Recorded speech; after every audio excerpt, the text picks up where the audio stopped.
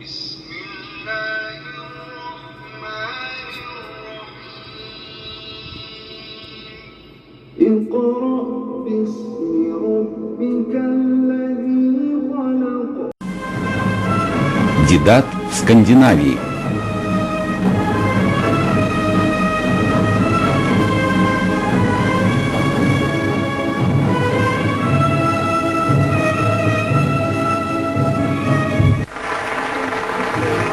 Является ли Библия истинным Словом Божьим?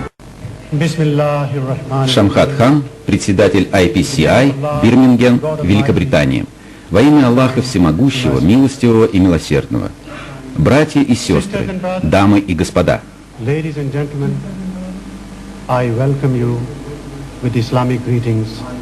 Я приветствую вас на этом собрании. И да будет мир дому вашему. Да пребудет Божий мир с вами. Мы признательны пастору Стэнли за то, что он согласился участвовать в этой дискуссии на тему «Является ли Библия истинным Словом Божьим?».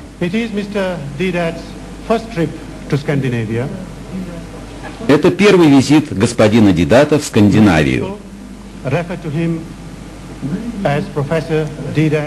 Многие называют его профессор Дидат, доктор Дидат,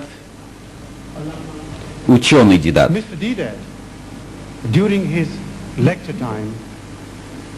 Во время лекции господину Дидату не предоставляется возможности для объяснения. И потому хотел бы сказать вам, что господин Дидат не профессор, не доктор и не ученый. Он является исламским исследователем христианской Библии. И он самостоятельно возрастал в своем знании. Сегодня, братья и сестры, он поделится своим опытом с вами, иншаллах. А сейчас мне бы хотелось предоставить слово сестре Марии Нельсон, являющейся сопредседательницей данного собрания. Сестра Мария Нельсон, во имя Иисуса Христа я приветствую всех вас сегодня здесь. Хотелось бы представить вам пастора Стэнли Шоберга. Уверена, что многие из вас о нем слышали и, наверное, ранее видели. Он является пастором в Стокгольме. Он прожил многие годы в Стокгольме, а также в исламских странах. Он известен тем, что оказывал мусульманам помощь, социальную и медицинскую. По ряду практических соображений позвольте сообщить вам, как пройдет данное собрание.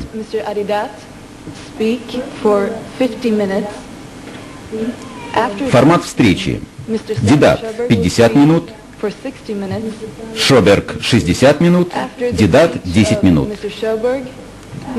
Господин Шоберг проигнорировал формат встречи. Вначале в течение 50 минут выступит господин Дидат.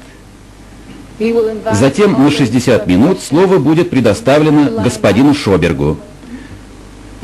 Затем снова в течение 10 минут выступит господин Дидат.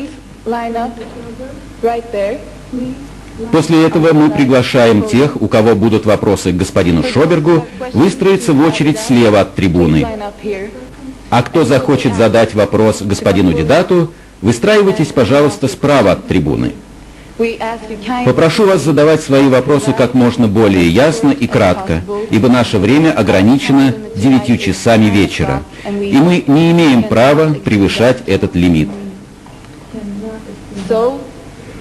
Итак, мы начинаем. Надеюсь, вы почувствуете себя как дома.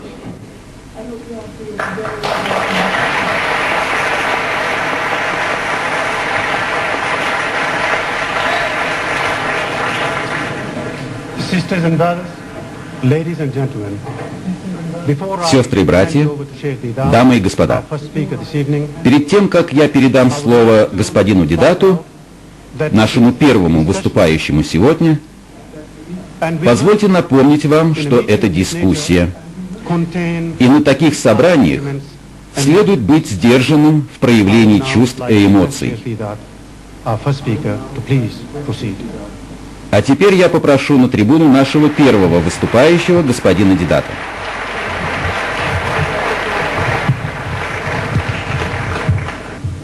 أعوذ بالله من الشيطان الرجيم بسم الله الرحمن الرحيم Mr. Chairman and my dear brothers and sisters. Уважаемый господин председатель, дорогие братья и сестры, перед тем, как начнется отсчет времени, хотелось бы поблагодарить пастора Стэнли за его прекрасный подарок, который он прислал мне в Южную Африку. Это кассета, на которой он рассказывает мне о себе. И если бы у меня была такая возможность, дорогие братья и сестры, я дал бы вам послушать, как он говорит, с любовью и скромностью. Он покорил мое сердце.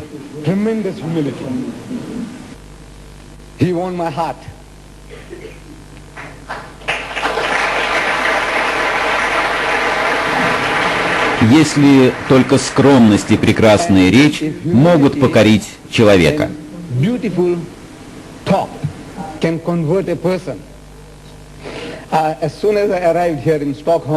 И как только я приехал в Стокгольм, я сказал ему: брат, я хочу, чтобы ты крестил меня. И в ответ я хочу сказать, что хочу преподнести пастору Стэнли подарок. Это самое дорогое, что есть у меня, Святое Писание. Вот эта книга.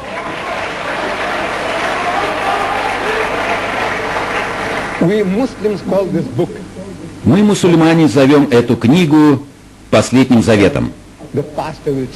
Конечно, пастор может сказать, что он знает о Ветхом и о Новом Завете, но он ничего не слышал о Последнем Завете. И я скажу, что нет, это то, чему я учу людей, и что если есть Ветхий и Новый Завет, то есть и Последний Завет. И этой книгой является Священный Коран. И я дарю пастору эту книгу в надежде, что в дальнейшей его жизни эта книга Бога получит шанс изменить его сердце. Я понимаю, что пастор и вы, если у вас уже есть такая книга, а они продаются в фойе, спросят, как сделать ее доступной для понимания. И чтобы книга стала понятной пастору, как, впрочем, и вам, на задней обложке есть индекс.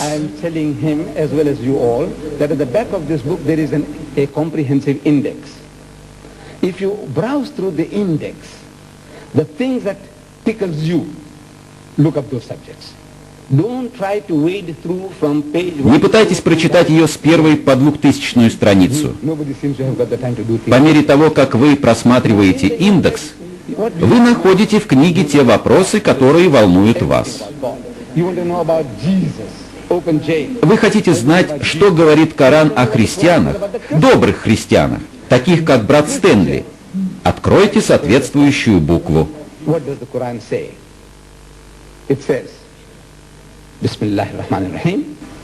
Что говорит Коран? Сура 5, аят 85. Что самые близкие по любви к уверовавшим, те, которые говорили: мы христиане. Так говорит Коран.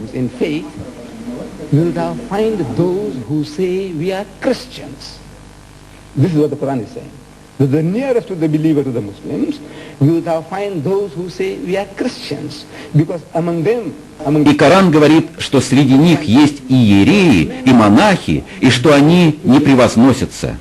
Men who have renounced the world, and men who are not arrogant. And The commentator И комментатор описывает это качество христиан, добрых христиан.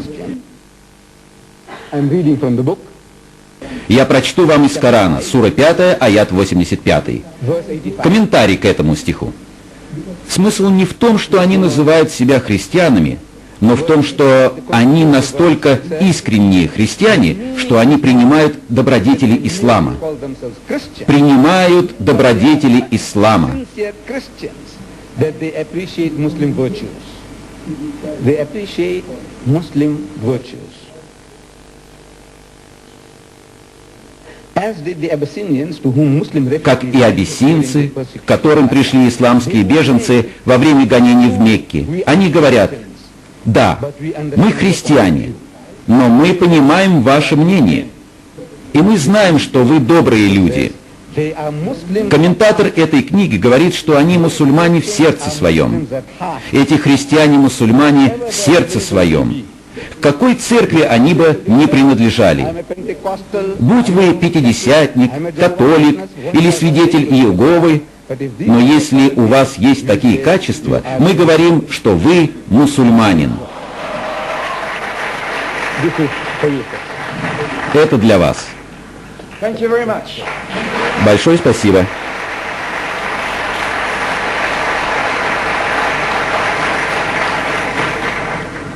Now, Chairman Sahab, you can now start. Итак, председатель сказал, что время пошло. The subject of the debate or dialogue.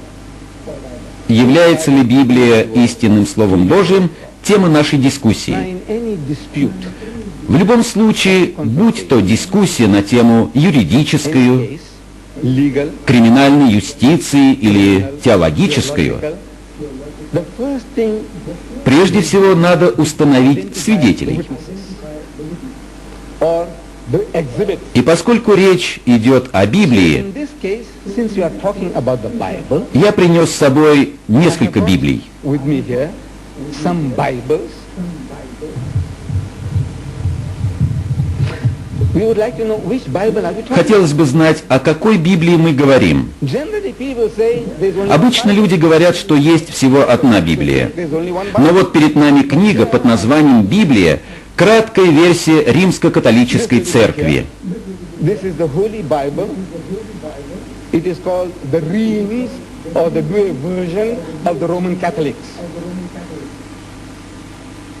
Brother Stanley, do you accept this as the word of God? Пастор It is Стэнли, the Holy Bible. вы принимаете тот факт, что Библия есть Слово Божие? Number two, Вы принимаете это? I have here with me the Scofield Reference Bible, Это одна книга. backed by 8 Еще одна книга «Библия Скофилда», составленная под руководством докторов теологии и основывающаяся на Библии короля Джеймса. Roman Catholic Bible. Так говорим ли мы о Библии римско-католической или Библии протестантской? I went before coming over about the Swedish. А это шведская Библия. It's also based on the King James. Она тоже основывается на Библии короля Джеймса. Мы о ней говорим. Then I have here signed. А еще у меня две книги совершенно одинаковые. Посмотрите на них. Look at them. Вы не можете ошибиться, они идентичны. Стандартная переработанная версия 1952 и 1971 годов. Two. One is 1952. Какую вы принимаете как Слово Божие?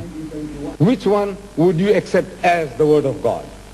So we have to identify, if you can help me, Так что нам необходимо установить, если вы можете мне в этом помочь, какую следует принять в качестве Слова Божия. Стандартное переработанное издание, только шведскую Библию, только Библию короля Джеймса или только римско-католическую версию.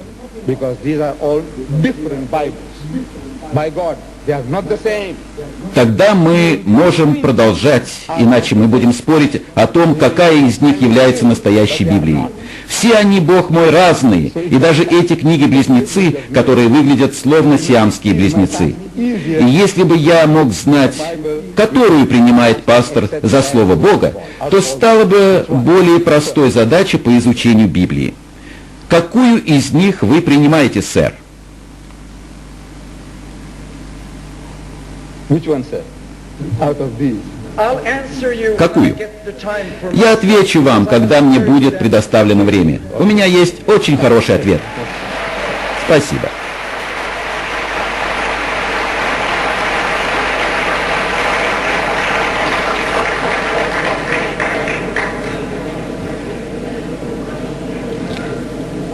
When we open the Bible, any one of these, Когда мы открываем Библию на первой странице, а я имею в виду Библию вообще, что мы видим? open this Bible, any Bible, Мы видим книгу Бытия, главу 1, стих 1.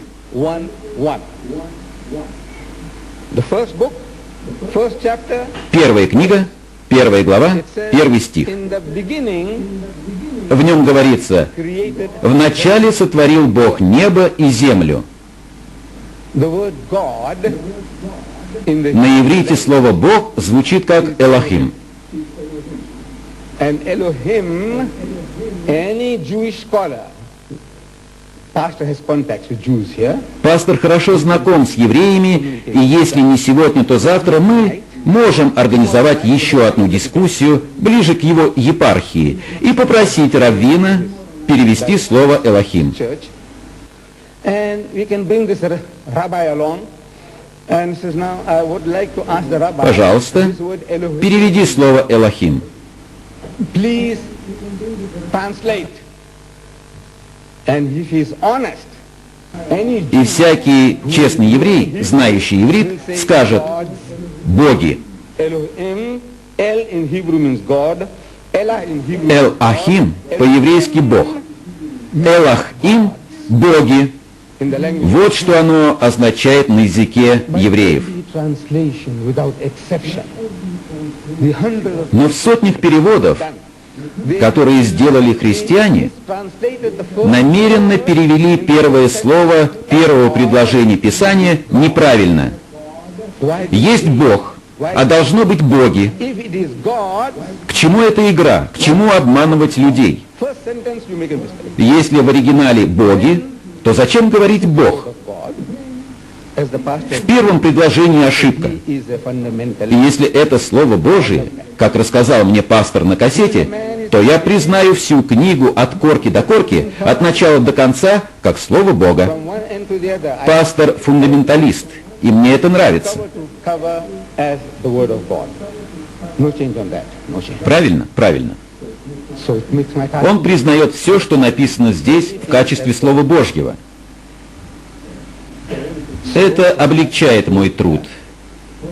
What is it? И если это Слово Божие, то есть ли у нас право менять слова? Has the right to change. Никому не позволено менять первые слова Писания.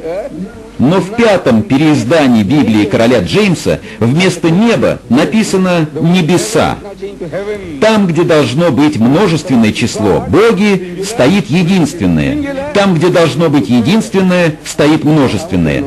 Where the Christians Я спрашиваю у доктора-пастора или у любого другого христианского богослова, дано ли им право прибавлять или удалять слова или изменять их значение? the last book of the Bible В says, Откровении последней книги Писания говорится, что тот, кто добавит что-то или уберет что-то из Слова Божьего, будет проклят до конца дней своих.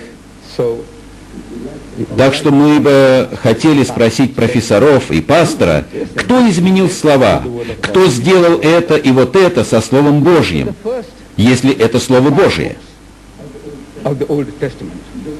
Затем Exodus, в первых 5 книгах Ветхого Завета, Бытие, Исходе, Левите, Числах и Второзаконии, that this is not 700 раз мы убеждаемся в том, что это не есть Слово Божие. 100 times.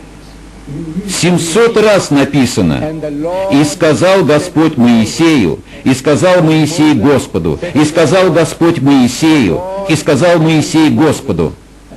and Moses said unto the Lord, which means the Lord didn't speak these words, nor did А это значит, что ни Господь, ни Моисей не говорили напрямую, somebody else что был кто-то третий, кто слышал все это и записал. what God told Moses, and Moses 700 раз мы убеждаемся, что это не Слово Божие. Moses told God. Сказал Господь Моисею, сказал Моисей Господу. This is not the word of God. Затем 5 первых книг Библии attributed to the holy prophet Moses. приписывают святому пророку Моисею. But in the last book, Но в последней книге Второзаконии говорится, глава 34, стихи 5, 6. we read, «И умер Моисей, раб Господень, в земле Моавитской по слову Господню». Умер died is в прошедшем времени. died in English, past tense, in the land of Moab, according to the word of the Lord. And he «И погребен на долине, в земле Моавитской, против Виффигора, и никто не знает места погребения его даже до сего дня». today, when somebody else is writing, Moses before До настоящего времени, то есть до времени написания.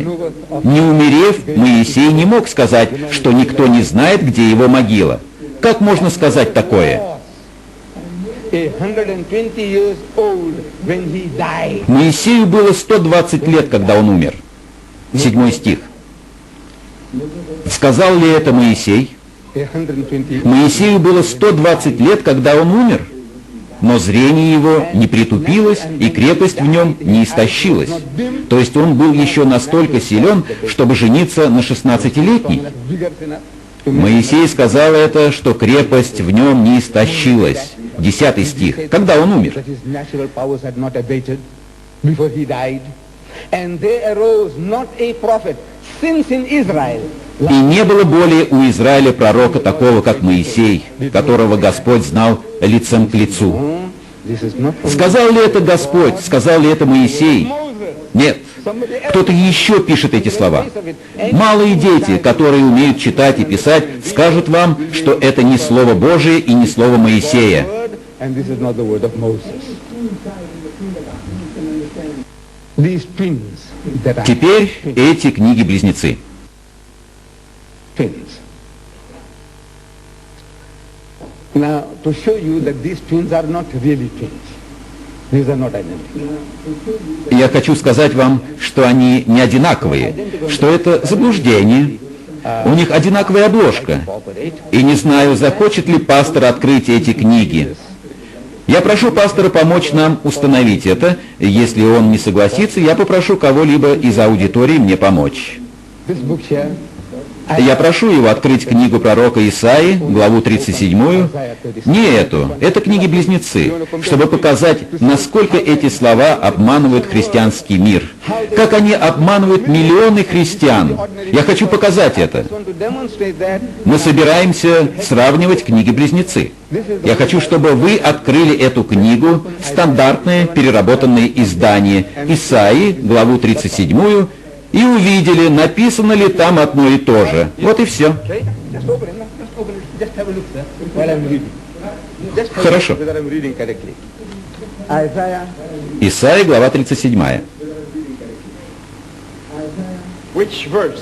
From verse 1, sir. So we don't have to search. Какой стих? 1. 37. Isaiah. Got it, sir? Verse 1. When King Hezekiah heard it, Когда услышал этот царь Иезекия, то разодрал одежды свои и покрылся вретищем и пошел в дом Господень. Так? yes, I'm following, Да-да, я следую за вами. and went into the house of the Lord, and И послал Илиакима, начальника дворца, и Севну писца, и старших священников, покрытых вретищем, к пророку Исаии, сыну Амосову. Isaiah the son of Amos. И они сказали ему, так говорит Иезекия, Said to him, thus says Hezekiah, день скорби и наказания и посрамления — день сей. and of this Ибо младенцы дошли до отверстия утробы матерней, а силы нет родить. Может быть, услышит Господь, Бог твой, слова Рапсака, которого послал царь Ассирийский, господин его, хулить Бога живого, и так далее. to mock the living God. А теперь стих 8. To verse 8, «И возвратился Рапсак и нашел царя Ассирийского, воюющим против Ливны». and when А теперь из стиха 14. «И взял Иезекия письмо из руки послов и прочитал его», и так далее. Слова одни и те же. yes, Да. but sir, I'm not Но reading я не читаю из книги пророка Исаии, я прочитал вам из книги I'm Царств. reading from the book of Kings.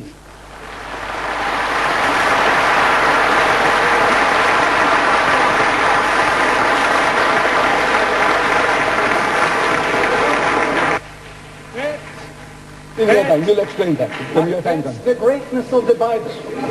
И в этом величие Библии.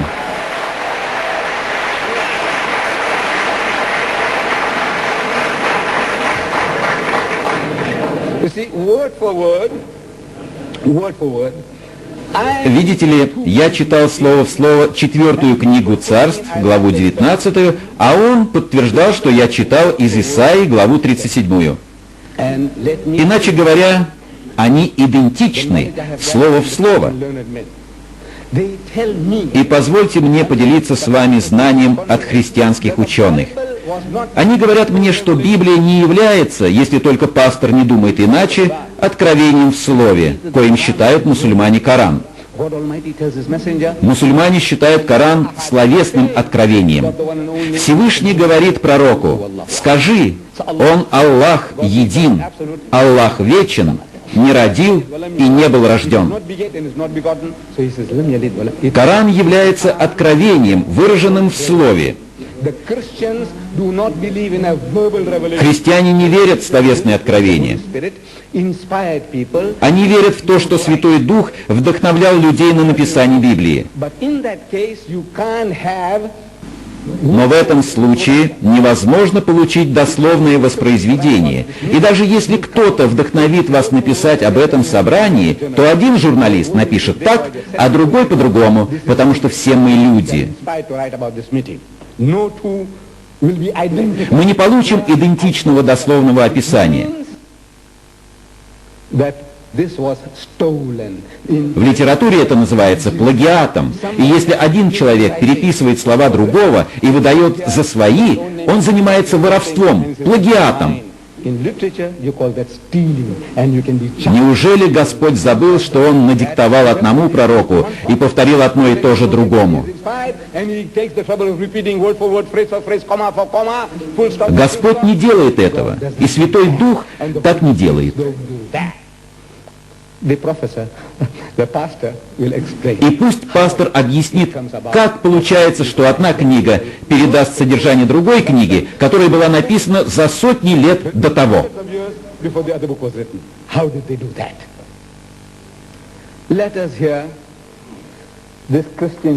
Позвольте представить вам книгу молодого христианина Ганса Кунга, хоть мне и трудно произносить скандинавские фамилии. Книга под названием «Безупречный».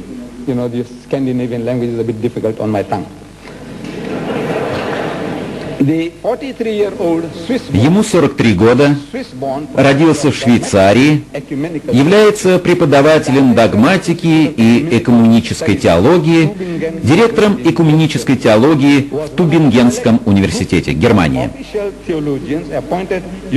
Он был членом группы официальных теологов, которых назначил сам Папа Римский в свой совет. Он известен как протеже современной теологии. Ни одна из книг Нового Завета, считает он, не претендует на то, что она снизошла прямо с небес. Вот что говорит наш друг Ганс Кунг. Напротив, довольно часто они дают ясные намеки на свое человеческое происхождение. В Евангелии от Луки, глава 1, стих 2, особенно ясно говорится о происхождении Евангелий. Особенно ясно.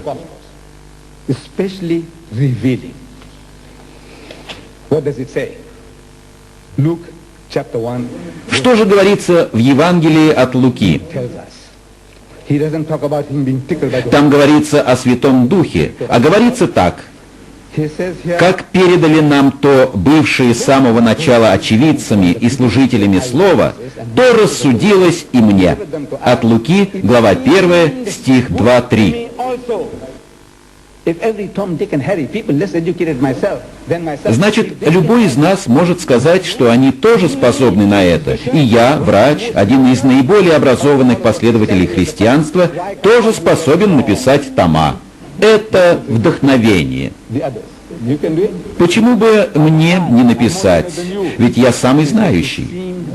Лука пишет: «То рассудилось и мне, по тщательному исследовании всего сначала по порядку описать тебе, достопочтенный Феофил. Все, на что он претендует, так это то, что другие авторы пишут не по порядку, и что его рассказ будет по порядку. У Марка написано не по порядку, а у меня будет по порядку. Он не претендует на то, что его вдохновлял Бог или Дух Святой. Он ссылается на людей, живших ранее. Они вдохновляли его. В Евангелии от Луки, глава 3, стих 23, представлена генеалогия Иисуса. Мы читаем.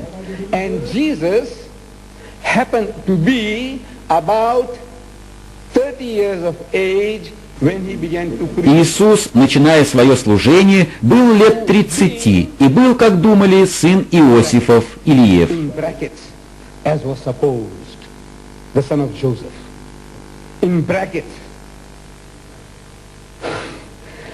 Итак, Лука пишет, что он писал, вдохновленный Духом Святым. Могло ли быть так, что Дух Святой, который вдохновлял Луку, не знал, сколько лет было Христу?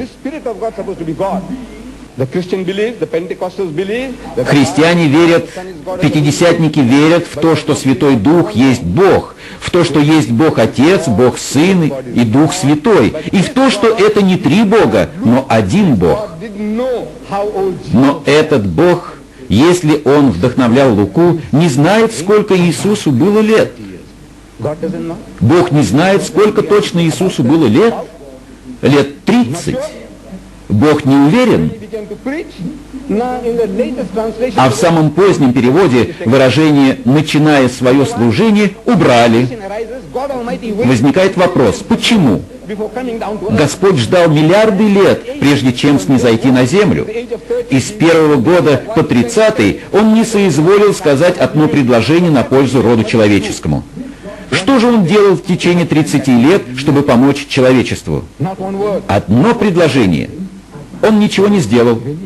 А в современном переводе Библии короля Джеймса из выражения «начиная свое служение» слово «служение» убрали, а слова «как думали» взяты в скобки. А это означает, что Лука не писал этих слов. Спросите любого христианского теолога, что это означает, что это подразумевает. Они честно признают, что смысл их в том, что в оригинале этих слов не было. «Как думали» взято в скобки. Это слова редактора.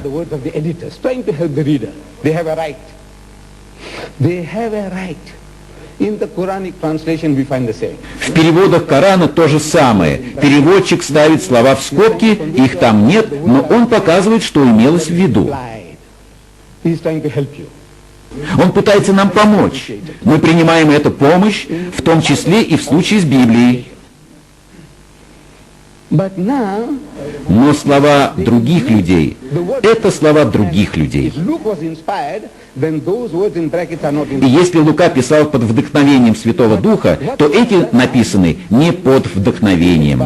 И вот что происходит в случае шведской и датской Библий. Слова «как думали» оставлены, а скобки убраны. Я проверил. Вы знаете, что это означает? Если слова идут без скобок, то это слова Луки. Если Лука писал, вдохновляясь Духом Святым, то это Слово Божие. Получается, что христиане могут менять текст, и если поставить слова в скобки, значит поступить честно, то в Библиях на других языках, в оригинале зулу, африканс, урду, шведском, норвежском, на всех, кроме английского, они меняют текст в свое удовольствие. Может быть, шведы не знают, в чем смысл скобок?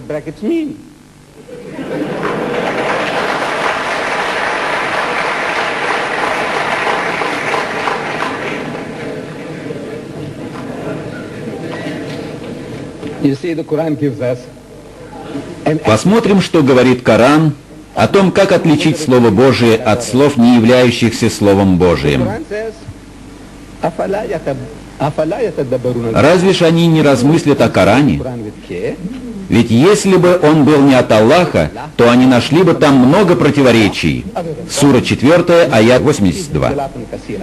You would have found in it many discrepancies, many contradictions. И все, что является Словом Божьим, не содержит противоречий и является безупречным. No contradiction. That is the claim. Так утверждает Коран. The same test should apply to the Holy Bible.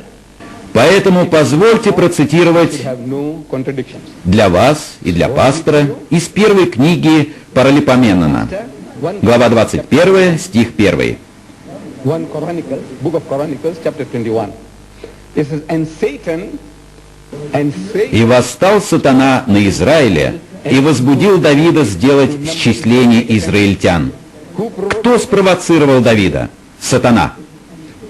in 2 Samuel chapter 24, it says about the same Во второй книге Царств, глава 24, стих 1, говорится об этом же. against Israel. «Гнев Господень опять возгорелся на израильтян, и возбудил он в них Давида сказать: «Пойди, исчисли Израиля и Иуду». He inspired David against them to say, go, number Israel, go and take a census. Who did it? The Lord did. Кто сказал Давиду? Господь. Насколько мне известно, ни в одной из религий Бог и сатана не являются синонимами. Не говорится, что сатана — это Бог, а Бог — это сатана. God is Satan. В одном месте говорится, что сатана побудил, а в другом, что Бог. The guy, another one says God. Так пусть профессор ответит, какой из фрагментов написан под руководством Духа Святого. The professor will answer.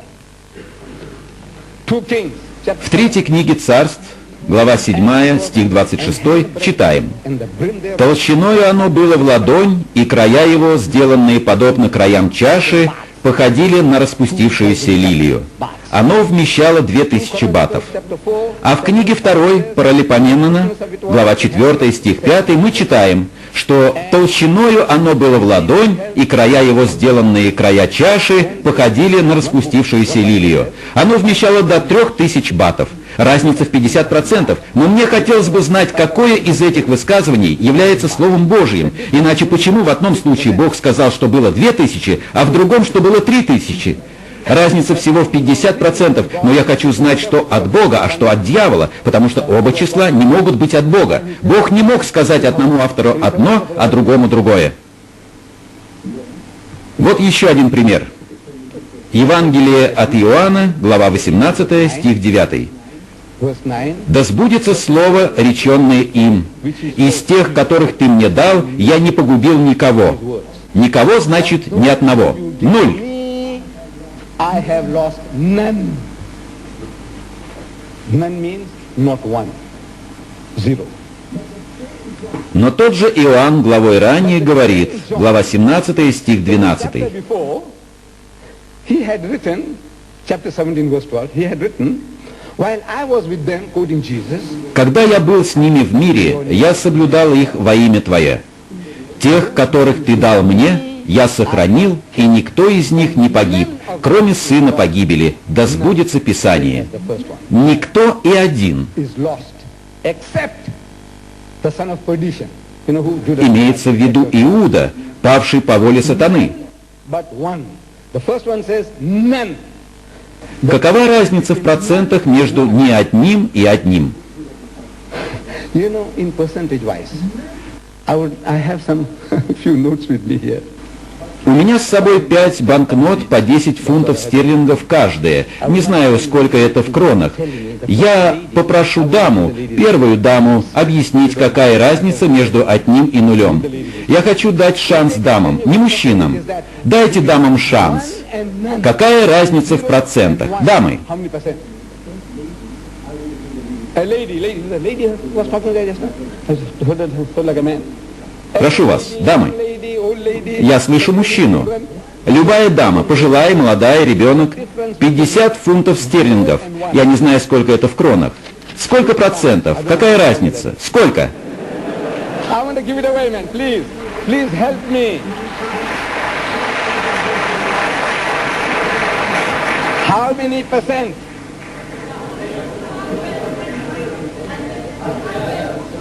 Сто процентов. Бесконечные. Да, бесконечная, правильный ответ, но вы не дама. Now, Ничего. it is Бесконечная разница между нулем и the единицей. word is infinite, infinite, infinite. Infinite is the right word, but you meant that when it says endless, infinite. Infinite percentage of difference between 0 and 1. Remember that. Please. Пожалуйста, передайте деньги молодому человеку. Пожалуйста. Very easy to answer, sir. The Holy Ghost, what did he inspire John? One or none? What did he inspire? And whether it was from the Holy Ghost. And the same John is contradicting himself. Same John. And Solomon had... Итак, Иоанн, писавший под Божьим вдохновением, противоречит самому себе. И во второй книге Паралипоменона, глава 9, стих 25, мы читаем: 4,000 stables of horses. «И было у Соломона 4000 стойл для коней». А в третьей книге Царств, глава 4, стих 26, говорится, что было у Соломона 40 тысяч стойл для коней. 4 из 40 тысяч. Что было написано под вдохновением Божьим? Первая книга Царств или третья книга Царств? Разница всего в 36 тысяч. Don't tell me this was a question of zero. You know, you add Не говорите мне, что дело в еще одном нуле или еще в чем-то. Иудеи в то время не знали нуля. zero. They didn't know what they used to write it in words. They didn't know the word. Они узнали о нем от моих праотцев из Индии. Арабы позаимствовали у индусов ноль, и от них о нуле узнал западный мир.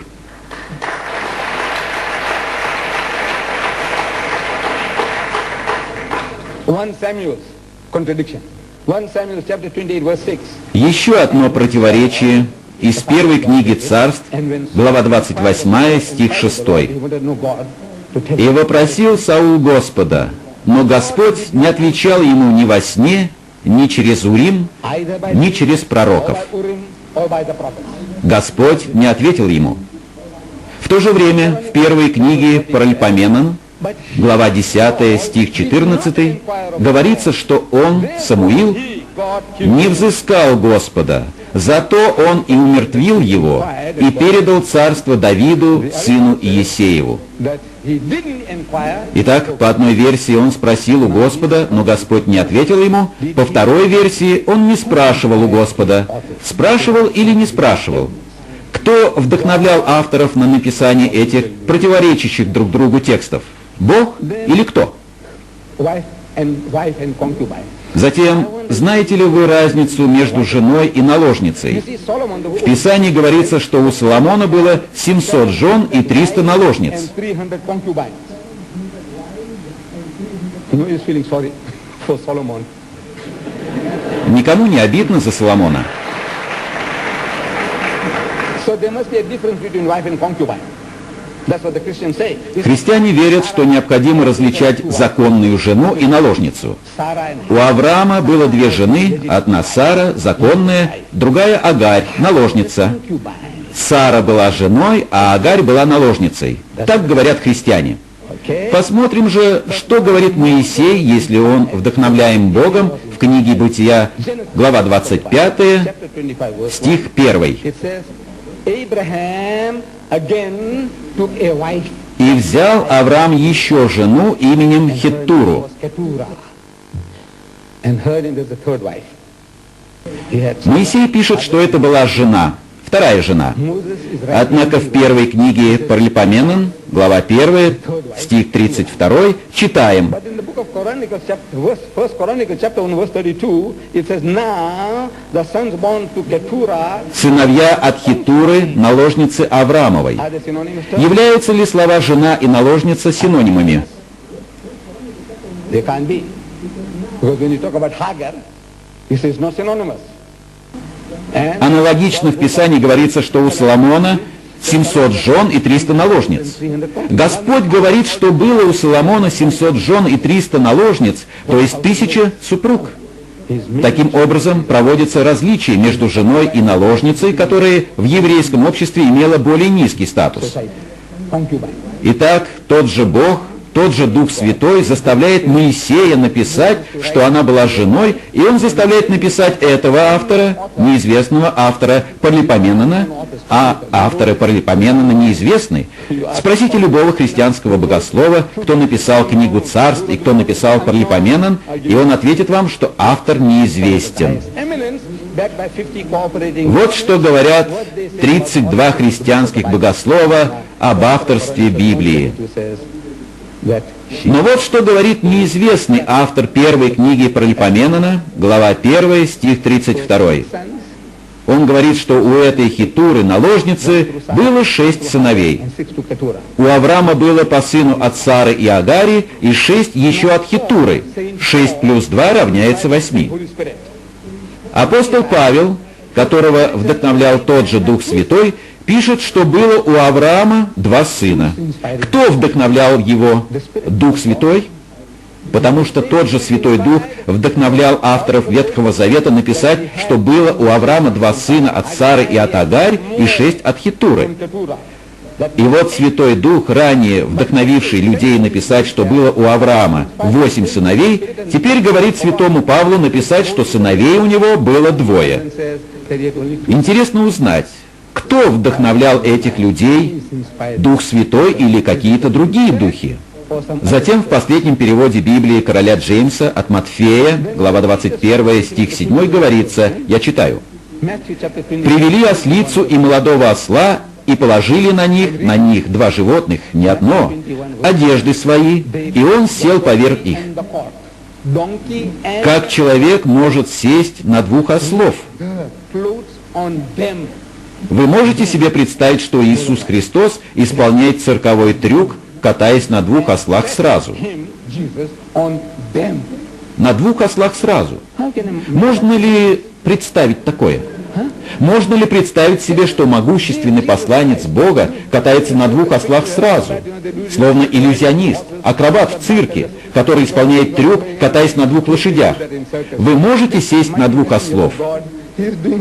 Можете, если вы, конечно, в цирке.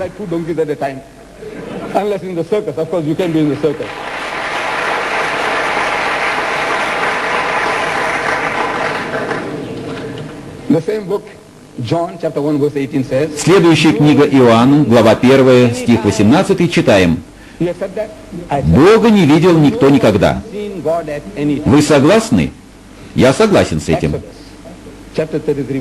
Никто никогда не видел Бога. В книге Исход, глава 33, стих 20, читаем.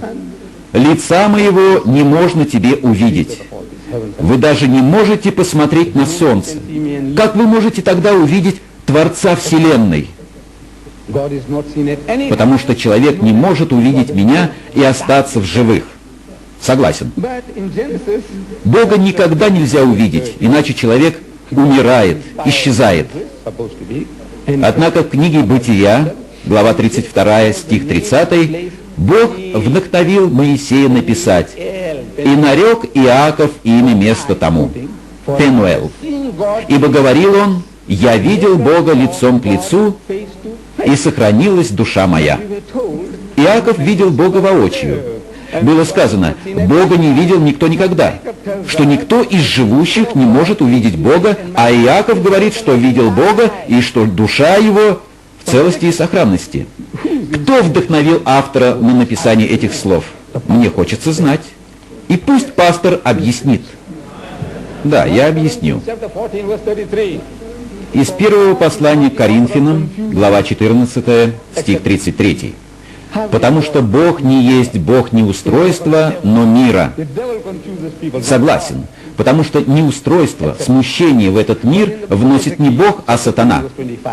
Однако в книге пророка Иезекииля, глава 20, стих 25, мы видим: «И попустил им учреждения недобрые и постановления, от которых они не могли быть живы». Какую дьявольскую вещь он делает, делает ли это Господь? Но он смущает свои творения. В одно и то же время Господь вдохновляет людей писать, что он не является источником неустройства, и в то же время другие люди пишут, что он давал своим творениям недобрые учреждения, законы, что он смущал людей.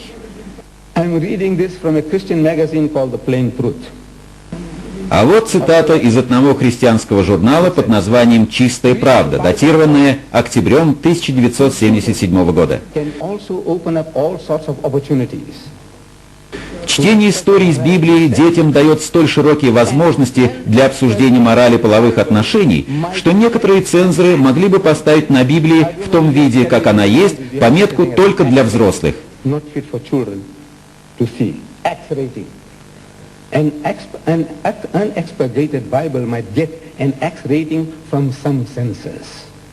A Christian magazine writes that. Which means... Не знаю, есть ли в Скандинавии только для взрослых, но Бернард Шоу сказал, что это самая опасная книга на Земле. И что ее нельзя давать детям. Что ее следует держать под замком и не давать детям. Это сказал Бернард Шоу.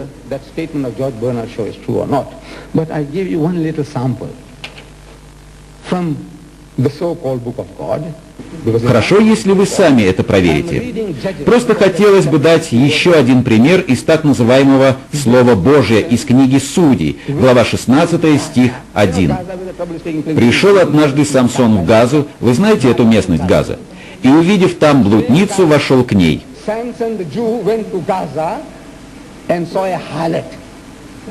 Иначе говоря, он занимался сексом с блудницей,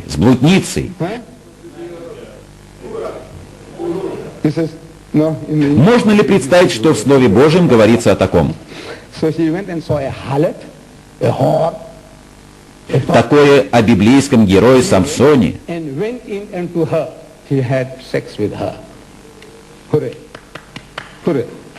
Все вы слышали о Самсоне, читали историю Самсона и Далилы, видели фильм. И, наверное, он где-то идет сейчас в Стокгольме. Так вот, этот Самсон занимается сексом с проституткой и прославляется в Слове Божьем. И какое наказание он понес? Никакого. Каким целям служит это? Доктор Колин Джонс, уважаемый психолог из США, провел эксперимент на школьниках. Он рассказывал им различные истории, и они вызывали незаметные, но постоянные изменения в характере.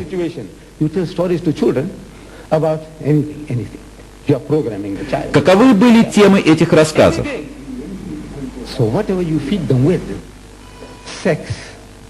Секс, насилие, убийство, кровосмешение. Вы программируете человека этими рассказами. И дай человеку возможность реализовать то, во что он верит, он сделает это. Мы то, что мы едим, и мы то, что мы читаем. То, что можно купить в аэропорту Кеннеди в США, в Хитроу в Лондоне или в Стокгольме, невозможно представить в Южной Африке. Если бы я привез это в мою страну, меня посадили бы на 2 года. Правители, белые правители Южной Африки, столь строгие в моральном отношении, что невозможно представить себе человека моего возраста, сидящим за решеткой за провоз порнографии. Но такое халяль, разрешенное в Слове Божьем. Или вот у Исаии, глава 7, стих 20. В тот день обреет Господь бритвою. Old-fashioned cutthroat razors. God is going to shave with a hired razor. Нанятую по ту сторону реки царем ассирийским, голову и волоса на ногах, и даже бороду отнимет. Бог будет брить всех.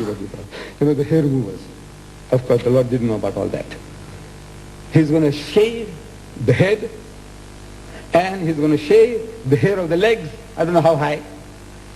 How high he's going to shave. Интересно, как высоко он собирается брить на ногах? Is this the work of God? Вот видите, разве можно так говорить о Боге? He's going to shave people's hair. Что Он обреет голову и что Он обреет ноги.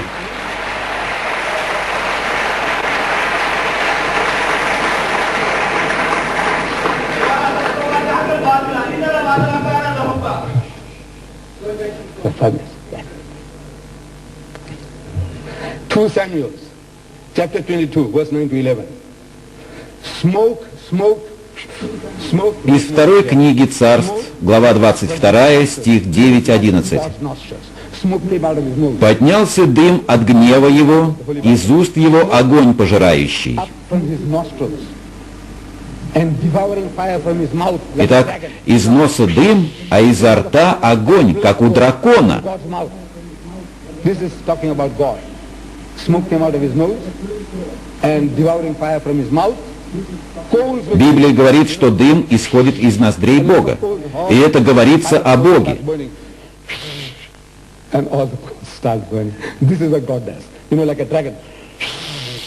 And coals start burning. He bowed the heavens also.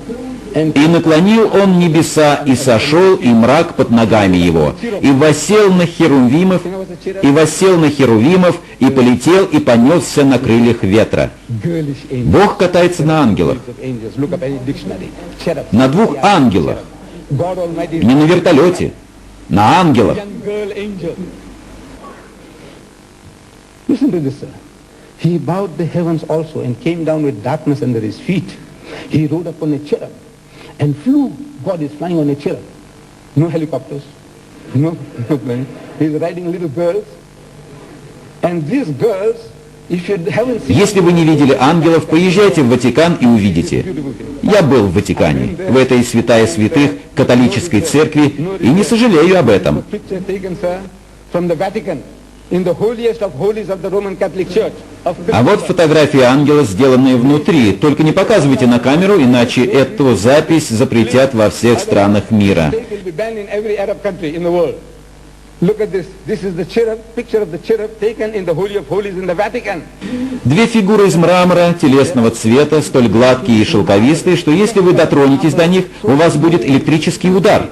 That if you ever touch it, you get an electric shock.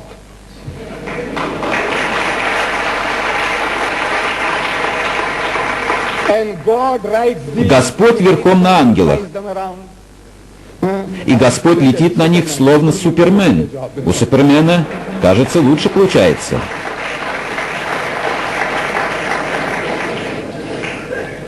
I would like to give pastor an opportunity. Мне бы хотелось дать пастору возможность объяснить все эти странности из Слова Божия. In a book of God. Если бы это был роман или фантастика, то это было просто потрясающе.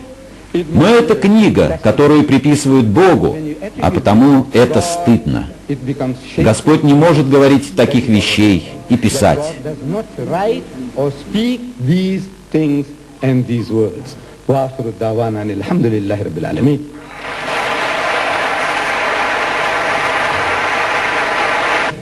Give it back to her. Включите. I just would have to say that also Mr. Хочу Schoenberg напомнить, would be что мы дали allowed to господину have Шобергу 5 минут на introduction представление and then и 60 минут на основной доклад. Well, let me say this was Это уже мой пятый Коран, volume of the Quran. And и поверьте, у него есть разные переводы, the Quran has different kind of и translation. все основываются на тех же принципах, что и переводы Библии. Principle as when the Bible has been translated. I can prove that reading from this Я буду использовать два перевода Корана. Один перевод Абдуллы Юзеф Али, and reading from а другой one из that we Пакистана wrote in Lahore, Мулана Мухаммед Али. translated by Mulana Muhammad Ali. And there are different idiomatic В каждом из этих переводов есть разнообразные идиоматические выражения, и их легко понять. Now, it's a great privilege Считаю для себя привилегией выступить перед вами. to you. And I like the friendly attitude. Мне импонирует дружественный подход господина Ахмеда Дидата. And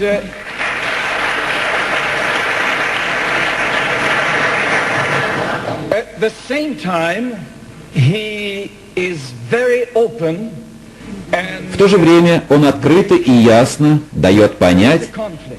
что между христианской верой и религией ислама существует конфликт. Now, as an introduction, В качестве вступления, tell you, my sisters, братья и сестры, позвольте I really сказать, mean what I say. а я имею в виду именно это, We are all что мы все одна семья Господа Бога, and that we must respect each other. что мы должны уважать друг друга, Muslims and потому Christians что у нас, have христиан и мусульман, столько общего. Abraham, Moses, Elijah, Авраам и Моисей, Jesus. Илья и даже Христос. And before going further, I И перед also тем, must как продолжить свое выступление, that I'm a spokesman for я хочу сказать, что я сторонник свободы вероисповедания. from certain Вы приехали из исламских стран в Швецию, вы бежали из стран, в которых исламские законы угрожали вашей жизни. countries with Islamic laws that threatened your lives.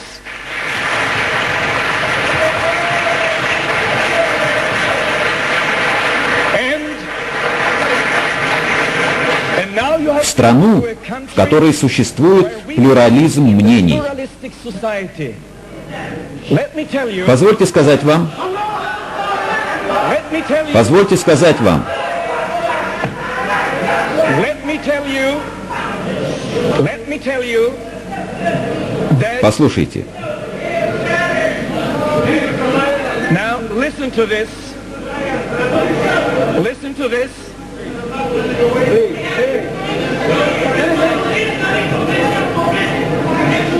Now, you gave Mr. вы дали время выступить господину Дидату, теперь я прошу вашего внимания. your attention, and I want И я to хочу say, сказать, in что в this нашей country, стране we мы are достаточно mature зрелы, чтобы иметь несколько мнений. Even in this hall, Политические лидеры могут соперничать друг с другом, но затем они в состоянии сесть вместе и сказать: and say, «Мы друзья». are friends. Even if we, yes.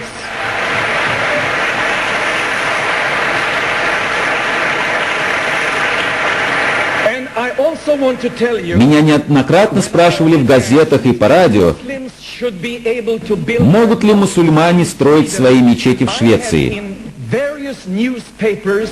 Я неоднократно отвечал, что да, мусульмане должны быть в состоянии строить свои мечети в Швеции. Muslims must be able to build their mosques in Sweden.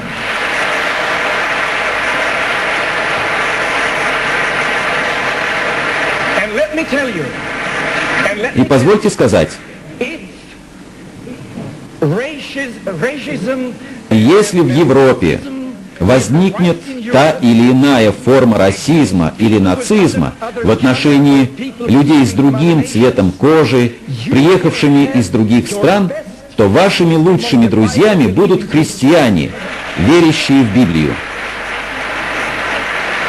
and as an introduction I want to tell you, И в качестве введения хочу вам сказать, что ко мне приходили мусульмане, которые стояли на пороге выдворения из страны. the police Полиция, правительство и премьер-министр сказали свое последнее слово. И у меня есть свидетель тому, что мы прятали этих людей в своих христианских домах. I know one witness is there can affirm Это были люди, которые ни за что не собирались становиться христианами, но они принимали нашу помощь, потому что находились в опасности. your help because I am in death danger.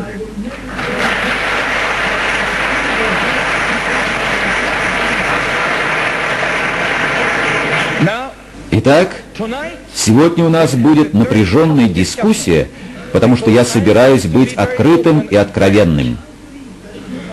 Я надеюсь, что вы дадите господину Дидату возможность ответить на вопросы. Потому что господин Дидат бросил мне вызов. Он сказал, что моя Библия не является священной книгой. Он сказал, что не стоит в нее верить, а я молча сидел и слушал. И я немного шокирован,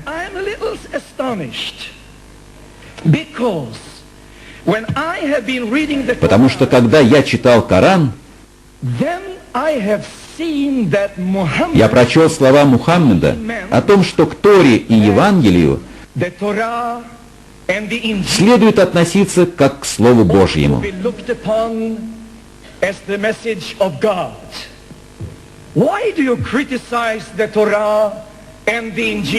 Почему вы критикуете Тору и Евангелие, когда Коран говорит вам верить в них?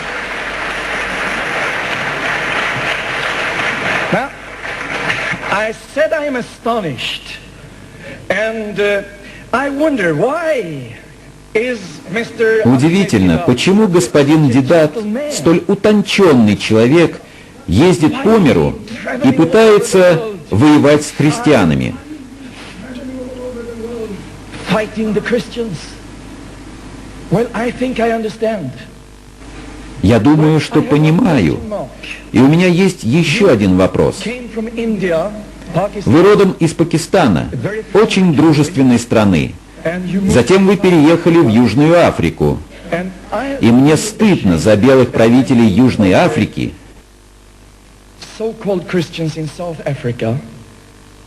причинивших столько страданий чернокожему населению страны.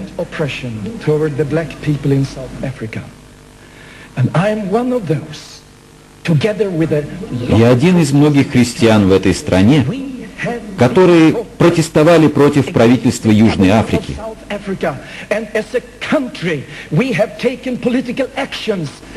Один из тех, кто выразил свою поддержку чернокожему и цветному населению Южной Африки. Я надеюсь, что вы не в обиде на нас из-за поведения христиан.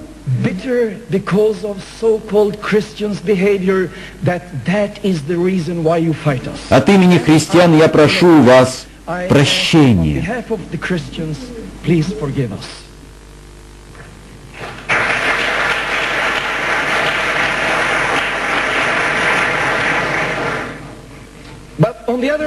Однако в Европе складывается непростая, драматическая ситуация. Мы 70 лет были окружены коммунизмом в Восточной Европе и в Советском Союзе.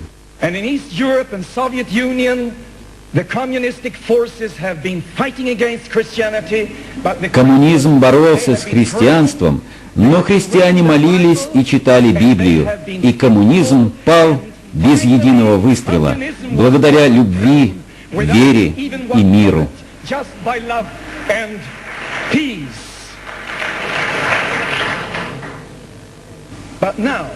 Но сейчас ислам все больше завоевывает позицию в Европе. Возможно, ваш приезд сюда связан с миссионерской деятельностью. Так или иначе, обратимся к сути нашей дискуссии.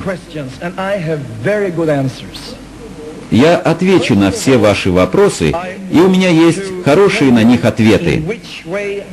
Прежде всего, позвольте сказать, почему я убежден, что Библия есть Слово Божие. Вначале о происхождении Библии. Это чудо, и мы действительно верим в то, что Бог продиктовал эти слова авторам. Мы верим в полную инспирацию Богом. Бог настолько велик, что Ему не нужно было говорить сквозь уши. Он говорил прямо в сердца писавших. Библия — это чудо. 40 different individuals 40 человек, совершенно разных, на протяжении 16 веков давали нам Библию. И если посмотреть греческий, древнееврейский языки, вы не увидите ни одного противоречия, так как эти противоречия на самом деле не являются противоречиями. Они только выглядят так, только похожи на противоречия. Но если вы дадите мне время, я легко объясню вам, что эти противоречия противоречиями не являются.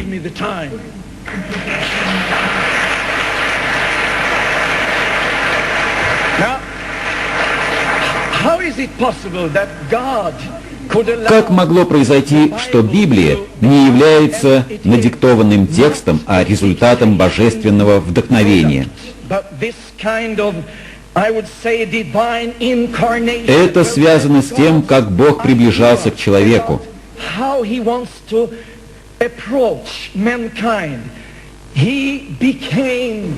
Бог позволил себе воплотиться в человека, когда Мария зачала Иисуса. To be born into this world through the miracle when Mary conceived Jesus. И в этом великая идея христианской веры, в том, что Бог недалек, Он хочет быть рядом, открытым с каждым и со всеми.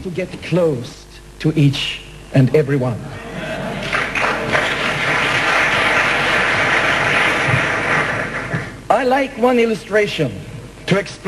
Хотелось бы проиллюстрировать, как начиналась Библия. Предположим, у нас есть крупное музыкальное произведение, и мы просили кого-то сыграть его на фортепиано. Услышав его на фортепиано, мы хотим услышать его в исполнении органа, гитары или духового оркестра. Инструменты различаются, но каждое исполнение верно. Оно соответствует оригиналу шедевру, потому что музыку можно переживать по-разному. Different kind of experiences of the music. This is how the Bible. Вот так и Библия. С одной стороны разная, с другой совершенная гармония. In one way, but on the other hand, be a complete harmony. Now, Mr. Didat, Господин Дидат говорит о Библии, что в нее невозможно верить, так как она содержит много противоречий, что она противоречит Корану, как если бы он знал это лучше Мухаммеда. Позвольте сказать вам, что никто не может что-либо поменять или выкинуть из Слова Бога. Это просто невозможно. Nor is it allowed to do that or take something out from the Bible, but it is impossible because within the Bible, потому что в оригинальной Библии на иврите и на греческом существует так называемая система безопасности. security system in the Bible. You see, every letter В этих языках каждая буква представляет цифру. two unique languages. So when you read a sentence, Так что каждое предложение является соотношением цифр. behind it. And several scientists on languages Ученые-лингвисты установили, и я готов дать вам примеры тому, что Библия состоит из математической генетической системы. about it, that the Bible consists of a mathematic genetic system. You know that our bodies Всем известно, что наше тело является следствием реализации генетического кода. Поэтому у нас в правильном месте растут нос и пальцы. Иначе бы они росли хаотично.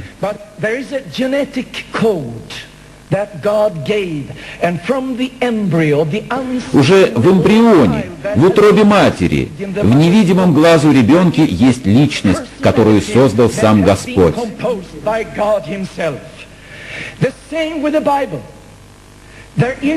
Также и с Библией. Когда она говорит о Боге, подразумевается число 7. that can be multiplied and it can be divided. And when it talks about Jesus, it's always... Когда говорит об Иисусе, то 8. И также со всем остальным. Невозможно выбросить стих, невозможно привести еще одно предложение, так как Библия, словно цепь, это совершенная система.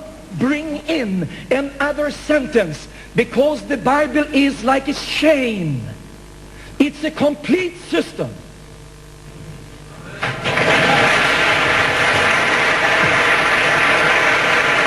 Now,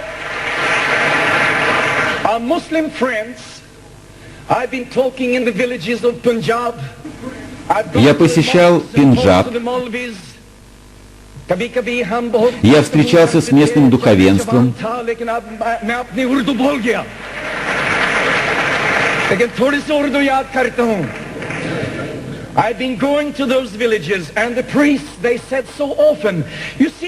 И мне часто говорили, что Тора и Евангелие — суть Слова Божие, но их изменили. Но послушайте же, мы располагаем данными археологических исследований первых веков христианства, и эти манускрипты находятся в том же состоянии, в каком нашел их Мухаммед, и нарек Библию Словом Божиим.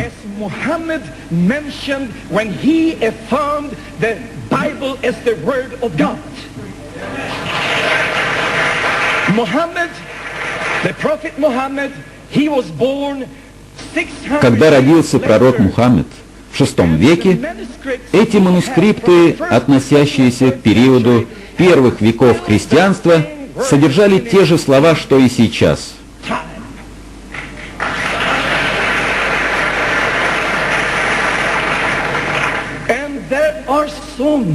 Существует много подтверждений тому, что Библия была права. Affirmation that the Bible has been proved to be fully right when it gives historical когда это касается исторических пророчеств Библии. All the history things have been affirmed by archaeology. Археология — это наука, которая показывает, что пророчества, касающиеся нашего времени, сбываются.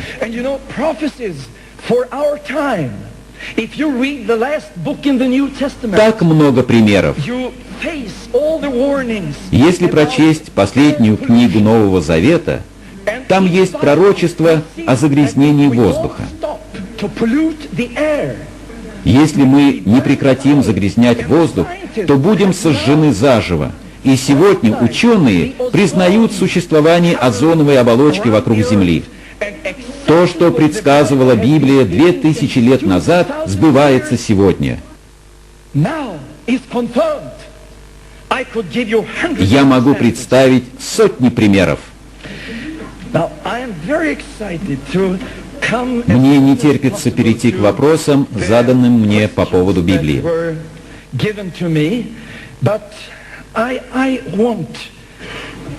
Но я не уверен, что все вы знакомы с Библией.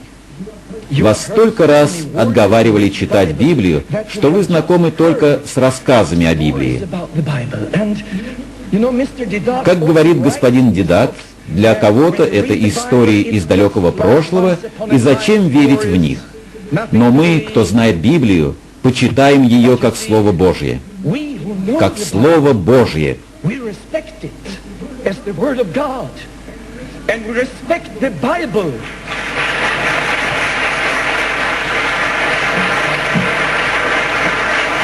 Библия — это способ найти путь к Богу.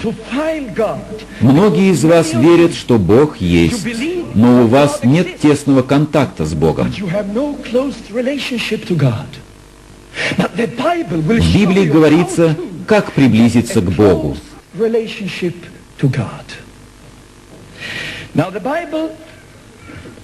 Как Бог создал мир и как грех проник в человечество, потому что Бог не одинок, что есть дьявол.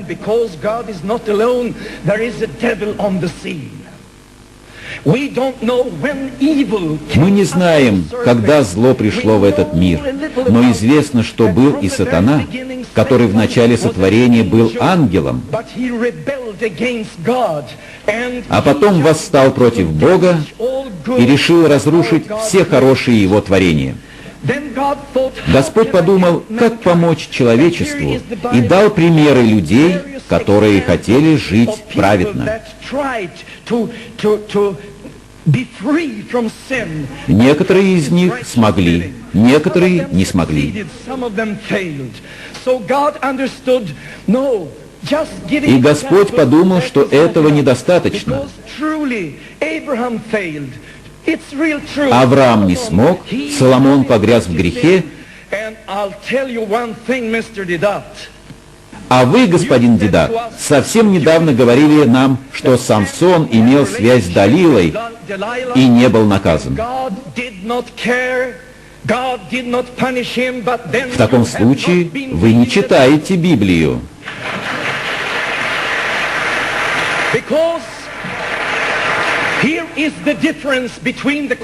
В этом различие между Библией и Кораном. Каждый раз, когда Библия повествует о грехе, она выносит о грехе свое суждение. Но когда мы читаем Коран, как сейчас, мой отец, его более нет в живых, читал мне из Корана, сура 24, аят 33.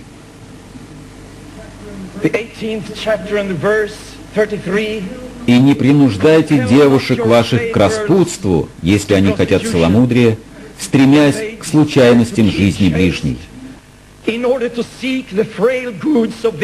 А кто их вынудит, то ведь Аллах и после принуждений их прощающий, милосердный.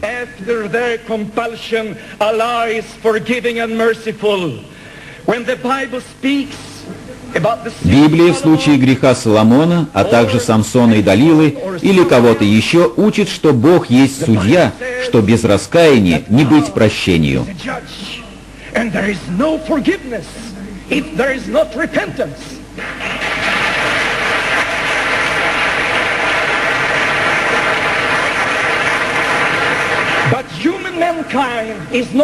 Но человечество не может избавиться от греха. Грех есть часть нашей природы. Это не просто какие-то внешние проявления. Это часть нашей природы. Так что Господь дал нам лучшее решение. Вот почему пришел к нам Христос.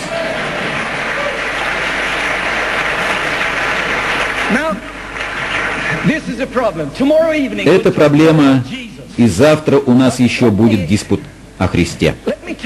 Позвольте сказать вам, мои исламские братья и сестры, я знаю, как трудно вам, верящим в то, что Бог един, понять, как у Бога может быть Сын.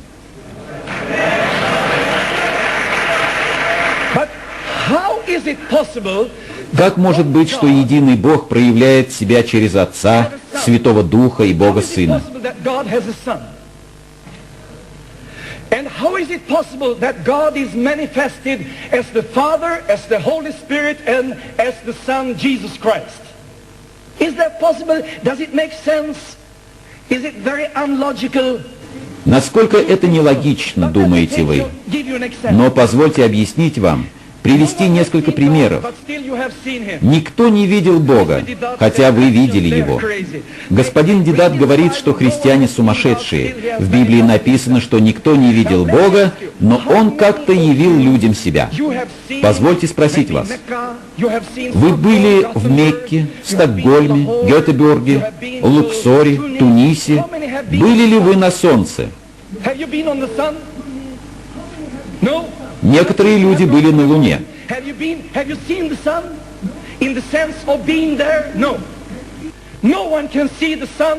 Но видели ли вы Солнце в том смысле, что были на нем?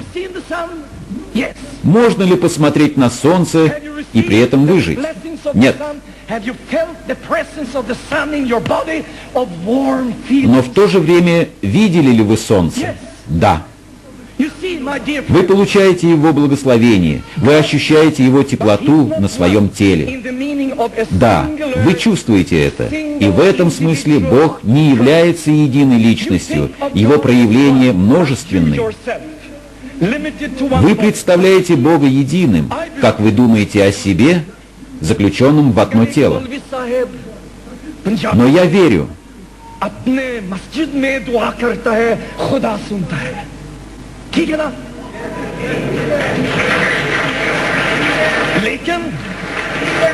लेकिन अगर एक औरत अफ्रीका में चुपके से दुआ करती है, खुदा सुनता है। Excuse me, speaking Urdu. извините, я говорю на урду. आपको मिलने से अपनी बड़ी खुशी हुई है, ताकि मैं कुछ उर्दू बोलना चाहता हूँ।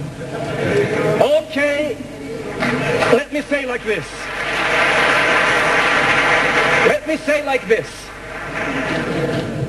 God is a Бог есть целостность, но Он не есть какое-то одно лицо. Бог есть целостность, и Ему все подвластно. God is a wholeness. Because God is present in the mosque in Punjab. Он присутствует в мечети в Пенджабе, в доме в Африке, когда молятся в здании парламента и в Советском Союзе, везде.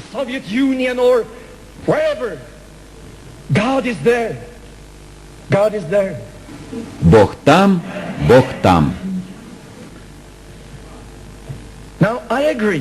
Я согласен, это трудно понять, но с другой стороны легко, потому что Бог может предоставить что-то свое во всем Его величии, чтобы стать человеком.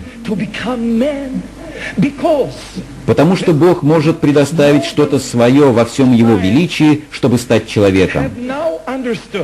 Современная наука поняла сейчас, что в тот самый момент, где-то в Аравии, когда был зачат младенец,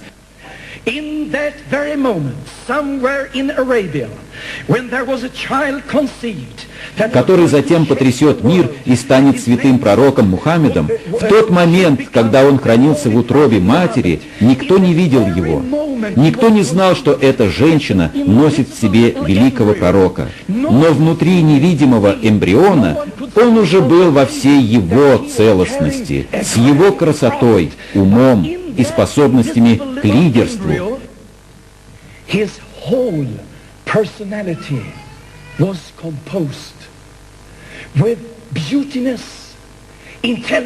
Представленный в виде зародыша, в виде генетической системы.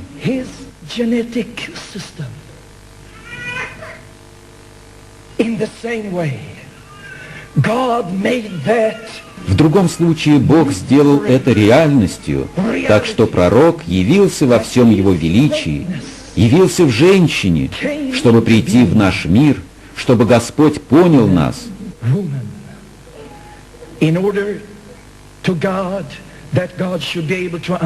Он взял наши грехи и умер за нас на кресте.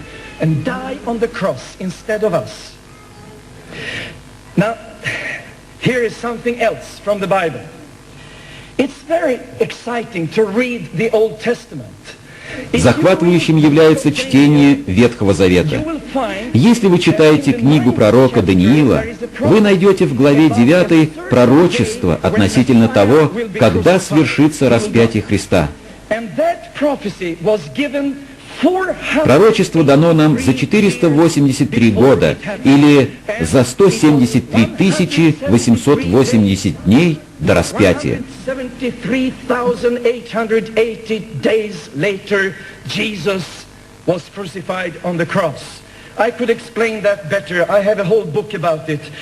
У меня есть специальная книга об этом. Но, видите ли, Библия говорит о том, что Христос, который сошел на землю и умер за наши грехи, и Он может представлять все человечество, потому что Библия говорит, что Бог сотворил Иисуса силой Святого Духа. I remember, Mr. Didat, that you have made a little... Я помню, как вы, господин Дидат, когда я читал вашу книгу и смотрел лекции, When I read your book about... насмеялись над тем, как Святой Дух снизошел к Марии и был зачат Иисус. The Holy Spirit came upon Mary. And you say dirty words. And you make gestures in your video. Вы в своем фильме говорили неприличные слова и делали неприличные движения руками. Но позвольте сказать вам, господин Дидат, что выражения, описывающие в Новом Завете, как Святой Дух снизошел к Марии, те же, что используются для описания того, как Святой Дух витал над землей перед сотворением всего. Это святые вещи. These are holy things.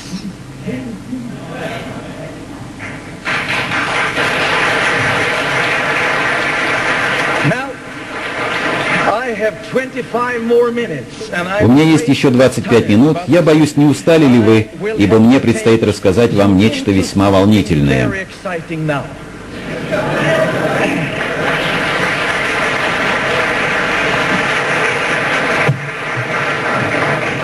You see, why? Видите ли, Why did God почему Господь решил дать нам спасение? human mankind? Well, God Он wants хотел, to live a happy life. чтобы мы жили счастливо. Он создал нас в этом мире, потому что для нас Он хотел самого лучшего. With Помимо плана согласия и прощения, Он в Библии дал нам этические ценности. ethical values in the Bible. And tonight, Сегодня я собираюсь дать вам примеры, ради которых некоторым из вас придется мобилизовать весь свой характер. mobilize character. Don't get angry because И не сердитесь, ибо у господина Дидата есть хороший ответ. Now, if you buy a car, Предположим, вы купили новую машину или компьютер then и собрались ими воспользоваться. I think you are happy. Наверное, вы будете рады, если к вам придет создатель машины и даст советы, как ей пользоваться. How to use the car. And if someone comes to Итак, you, you have есть у вас Мерседес или Вольво, а Вольво лучше, если живешь в Швеции. living in Sweden. Okay. Now you sit there and И вот к вам приходят и говорят: then someone comes давай заправим машину не бензином, потому что он дорогой, а водой. about filling the car with petrol. That's very expensive in these days. Why not fill it with water? It's much cheaper. Then you say, you И вы говорите: как, ты совсем не знаешь, как работает машина? anything about cars. I want to talk with someone from Volvo. Наверное, специалисты из Вольво могут это You объяснить. get petrol in the car, and now you start. And actually you wanted not to have a car. Вам на самом деле хотелось самолет, а вы купили машину. Let's take the car and we drive up on a high mountain, and you know it's a powerful engine, and let's fly. И вам говорят: давай заедем на гору, у нее такой мощный мотор, и полетим. Very bad advice. The one who gave you that advice does Конечно, not не очень хороший совет. understand cars. Now, Теперь о женщинах. talk about women. Конечно, не очень хорошо приводить в качестве примера жену, а тем более делать с ней то же самое, что и с машиной. Прошу тишины.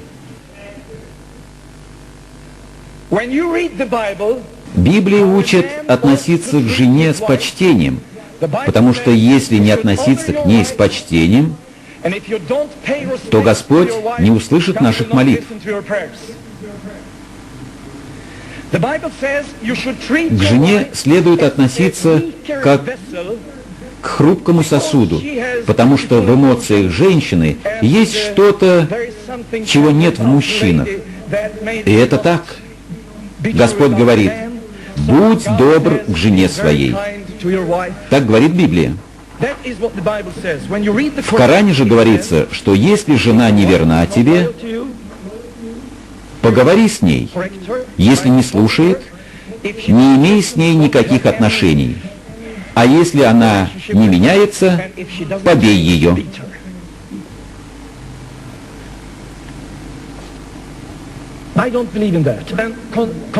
Я не верю в это. Как и мой отец, я не понимаю тех мест Корана, где написано, что если живет в твоем доме непорочная девица и хочет остаться добродетельной, то не толкай ее на путь неправедный. Но если ты согрешил с нею, то знай, что Господь милосердный простил тебя.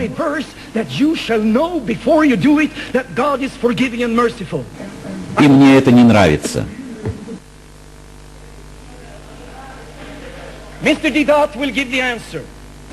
Господин Дидат пусть даст ответ. И еще господин Дидат оскорбил нескольких пророков.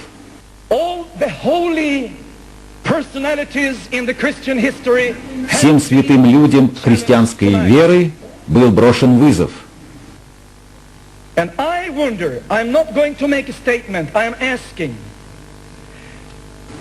Хотелось бы спросить, должен ли быть один и тот же этический подход к лидерам и обычным членам общества, к богатым и бедным?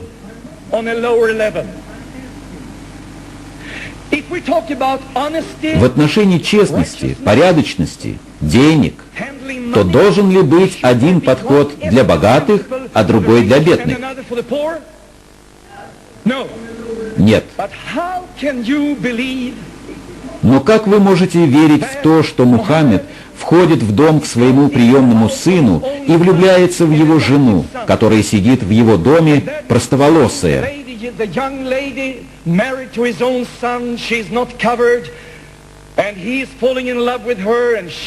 И Аллах говорит, что да, это грешно для всех, но не для тебя. Don't. Now, this is a very critical hour. I have questions toward the Quran. Я говорил о Коране с христианами. В моей Библии говорится, что если кто прелюбодействовал, крал или убивал в сложных обстоятельствах, то он может раскаяться.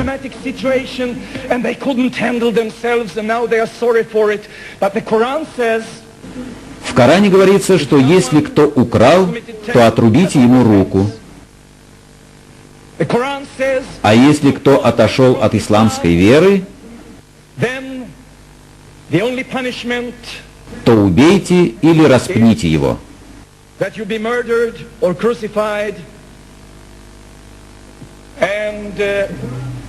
Может, я неверно толкую Коран?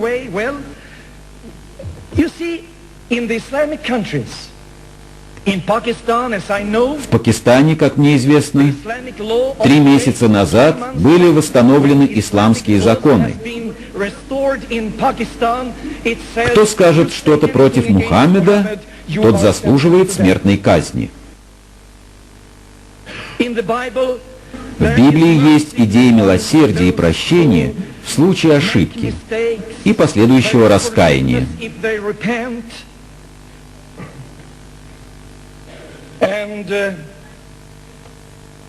И ко всем равное отношение. И вот я подхожу к самому важному моменту моего выступления сегодня. У меня в руках книга, написанная арабскими теологами о евреях в Израиле. Книга выпущена Исламской академией. В создании ее участвовали авторитетные ученые. И вот что мы читаем.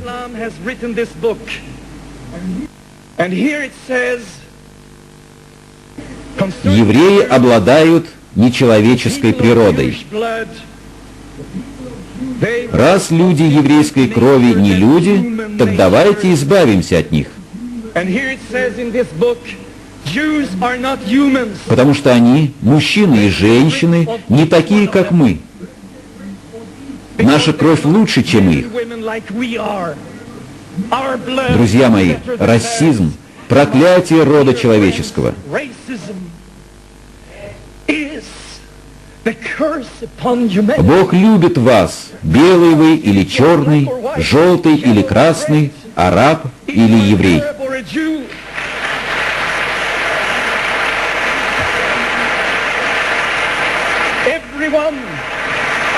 Everyone is, Каждый уважается в одинаковой мере. everyone Каждый заслуживает уважения. The Bible says, Библия говорит, что окончательный план Господа – мир на Ближнем Востоке, реальный мир между арабами и евреями и всеми остальными людьми. a real union between Вот что хочет дать нам Иисус. all kind of people in the world. That is what Jesus wants to bring into us. And let me say, for your own И позвольте мне сказать, что за этим собранием следит шведское телевидение, is being watched by вся men. страна. We have the Swedish mass media here, and you are now watched of this whole country. И я надеюсь, что мы можем говорить друг с другом и не сердиться друг на друга. That you understand that we are able to talk without getting angry on each other.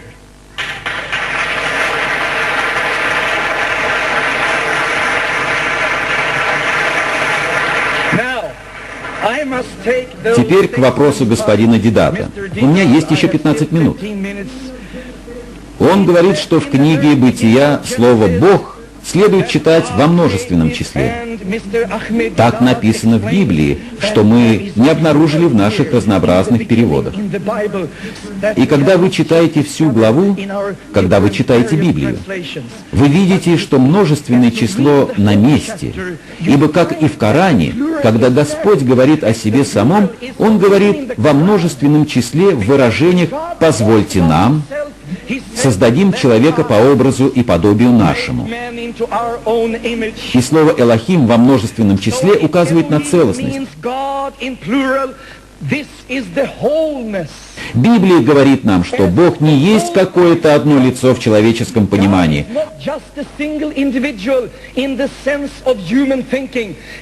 Он выходит за пределы одного лица. How do you say it in English now? Как это сказать по-английски? Comprehension. Yes. So there is no contradiction in that. В этом нет противоречия. Библия ясно указывает на это в книге «Бытия», главе 1. Let me say, Позвольте сказать вам, что у нас сегодня присутствует специалист по местам, добавленным в Библию, и этого специалиста зовут господин Ахмед Дидат. Mr. Ahmed Didat. Tomorrow evening I'm going to give you Завтра я покажу вам, как он дискредитировал моего Иисуса. credit my Jesus. And sometimes I'm a little wondering about the honesty, but we are У going меня возникает сомнение в его честности, потому на совместном обеде я собираюсь это выяснить. Now, which one of your questions? Теперь еще один вопрос. Satan said to David, Относительно того, что в одном стихе сатана говорит Давиду провести перепись, а в другом Господь. well, Если у вас есть дети, вы поймете такой пример. Предположим, ваш ребенок просится в кино. Daddy, «Папа, мама, я хочу посмотреть этот фильм». and you say, Вы не разрешите ему. «Но я хочу посмотреть этот фильм». I want to go and И вот ребенок повторил это 10 раз и заявил, заливаясь слезами весь вечер, что в этом доме его никто не любит, и вот вы сдаетесь, и он идет в кино. And after having repeated Так же и с that Давидом. 10 times, finally you say, Дьявол сказал ему сделать что-то неправедное, и Давид спросил Господа, может ли он сделать это. Бог говорит нет. Давид, нет, я пойду и пересчитаю народ, я хочу знать, сколько их. I'm going to count them. И Господь говорит, не надо, не верь людям, Trust on me. Don't верь только мне, иначе возгордишься ты. trust me. Don't count them, because then you become proud. But Но, no, Господи, I'm going to count them. And God finally И, said, наконец, Господь согласился, иди и перепиши Израиль.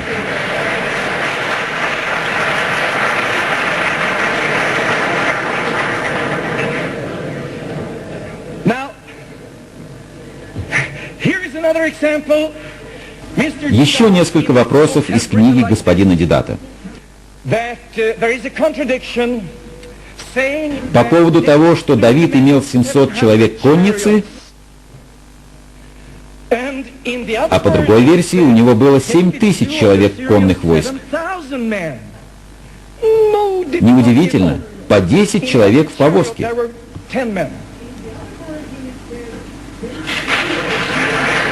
И относительно того, что одни пишут, что было у него 40 тысяч всадников, а другие пишут, что было 40 тысяч пеших. Неудивительно, ведь без лошадей они становились пешими.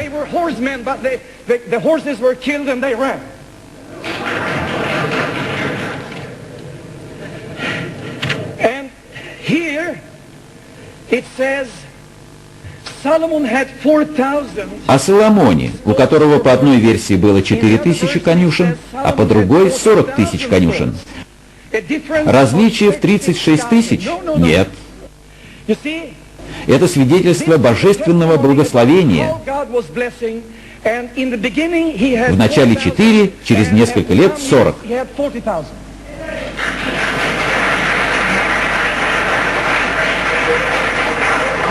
Один из вас заработал деньги на том, что сказал, какая разница в процентах между одним и не одним. Иисус сказал, что не потерял ни одного. Но он же объясняет это, объясняет, что с самого начала Иуда не принадлежал ему. И Иисус объясняет это.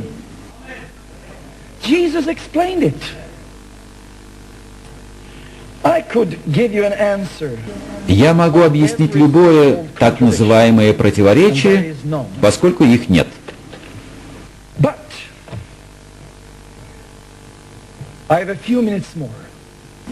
Я считаю, что это лучшие моменты в моей жизни,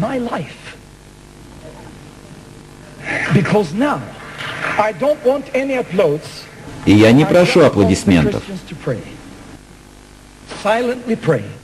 Я прошу христиан помолиться про себя, потому что я собираюсь дать лучшие доказательства тому, что Иисус жив и есть Сын Божий, и показать, в чем смысл Библии.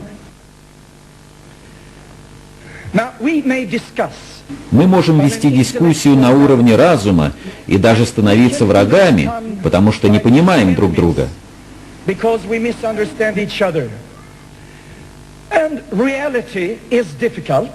Реальность сложна по своей структуре. Существует множество нерешенных вопросов в астрономии и микробиологии. Всегда найдутся разные ученые, представляющие разные мнения. Но жизнь — это то, что нужно пережить. И даже христианин не может понять Бога до конца. Сущность Бога не понять ни мусульманину, ни буддисту. Он вне нашего понимания. Но мы можем ощутить Его любовь. И сегодня я хочу дать вам возможность проверить, что Христос есть единородный Сын Божий, и что слово «единородный», над которым иногда насмехаются, означает на языке оригинала, что Он был всегда. Вот значение слова «единородный», то, что Он был всегда. Он сидит по правую руку от Бога. Иисус дает нам возможность излечения от недугов.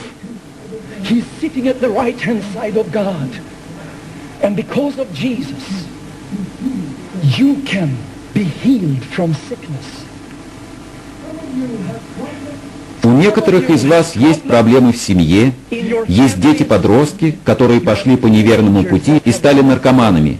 И я извиняюсь за шведское общество, которое не является христианским. Я приношу свои извинения.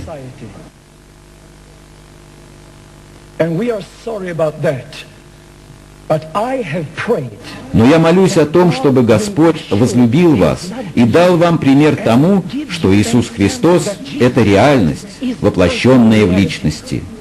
И вы увидите изменения в своей семье и в своем ребенке-подростке в ближайшие 2 недели.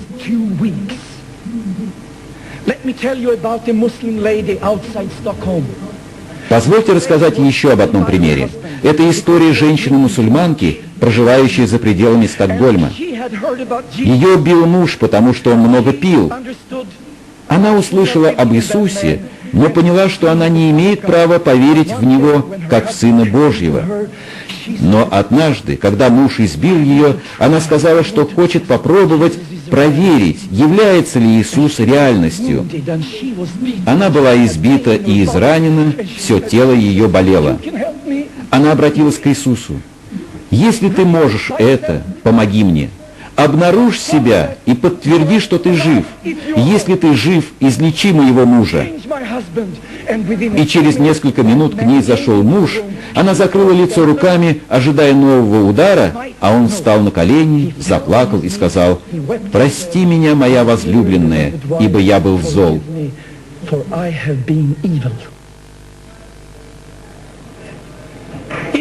И если вы помолитесь Иисусу, то все злые духи, которые ввели в вас свою деятельность, прекратят ее. И если вы помолитесь Иисусу, позволите Святому Духу прикоснуться до вас своей божественной силой прямо сейчас, то сквозь вас пройдет энергия Бога, и некоторые из вас ощутят, что все ваши боли и болезни уйдут, потому что Иисус творит чудеса. И хочу сказать, что сейчас за нас молятся христиане на высокой горе в Южной Корее, в христианских церквах в Ираке, Иордании, Нигерии, Алжире, Англии, Финляндии. Все они молятся за вас сегодня.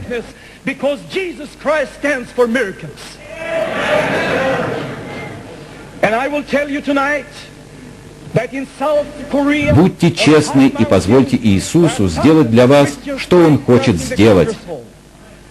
There is a Christian church in Iraq, another one in Jordan, in Nigeria, and in Algeria. А потому признайте, что Он был одним из тех, кто благословил вас.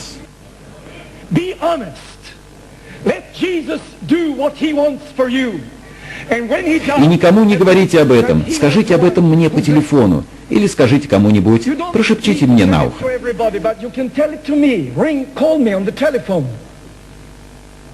Or tell it to somebody. Whisper in my ear. And क्या बात है? खुदा ने आपको मोहब्बत रखता है. बड़ी खुशी की बात है. I am out of subject. Пусть я выхожу за пределы темы, но я прошу дать мне еще 2 минуты, потому что за временем следят.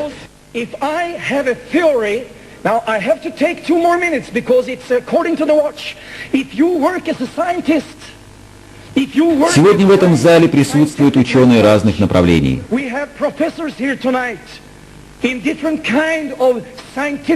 Вскоре в Стокгольме будут вручать Нобелевские премии самым успешным ученым.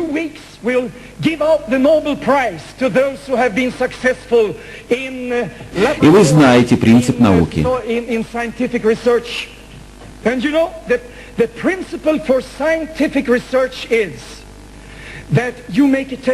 Необходимо поставить эксперимент, и если он удался, тогда правота теории подтверждается.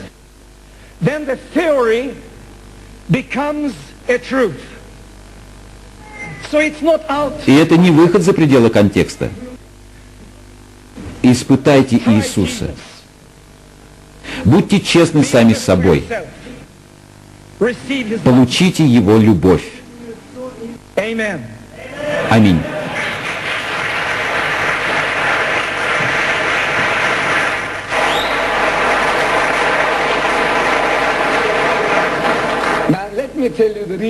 Я скажу вам, почему он не ответил. Он знал, он знает. Каждый образованный человек знает это не только вопрос перевода. Также и в Коране. Его переводили разные люди, и у каждого из них был свой выбор слов и терминологии.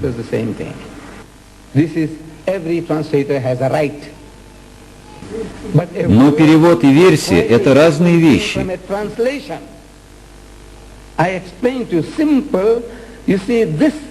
Если объяснять просто, то в католической Библии 73 книги, а в той, на которой основывались вы, авторизованной версии Библии короля Джеймса, 66 книг. Различие в 7 книг. Эта книга, Библия Римско-католической церкви, вышла раньше, чем ваша Библия, Библия протестантская. Протестантский мир выкинул их, книгу Маковеев, книгу Юдифи и другие. 7 книг выкинуты из книги, которая, как заверяете вы, является Словом Божиим. Иначе говоря, вы не принимаете римско-католическую Библию как Слово Божие. В ней на 7 книг больше, чем в вашей Библии. Вот что вы должны объяснить людям. Почему вы не принимаете эту книгу в качестве Слова Божьего? Я скажу вам.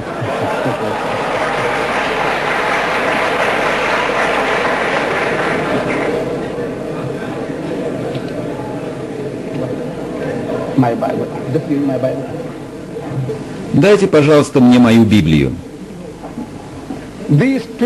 Эти книги-близнецы не близнецы. Они выглядят идентично, страница к странице, но они не одинаковые. Я упомянул, что это версия 1952 года, а это версия 1971 года, стандартное переработанное издание. Одно издание 1952 года, другое издание 1971 года. Это не разные переводы, это версии, потому что первое издание, стандартное переработанное издание, основано на самых древних манускриптах. Так говорят ваши ученые. Ту книгу, которую вы держите, версию короля Джеймса, уходит корнями к самым ранним версиям. Ранний означает относящийся к 4, 5, 6 столетию после Иисуса. Это относится к еще более древним манускриптам, древним, то есть еще более близким к жизни Иисуса, более близким, то есть более идентичным. Если бы мы могли получить что-то, написанное во времена Иисуса или самим Иисусом, то у нас совсем не было бы вопросов. Так что, чем ближе книга к человеку, к истории, тем она более идентичная. Когда вы откроете эту книгу, то найдете, что рассказ о вознесении Иисуса выброшен как фальшивка, фальсификация. Нет.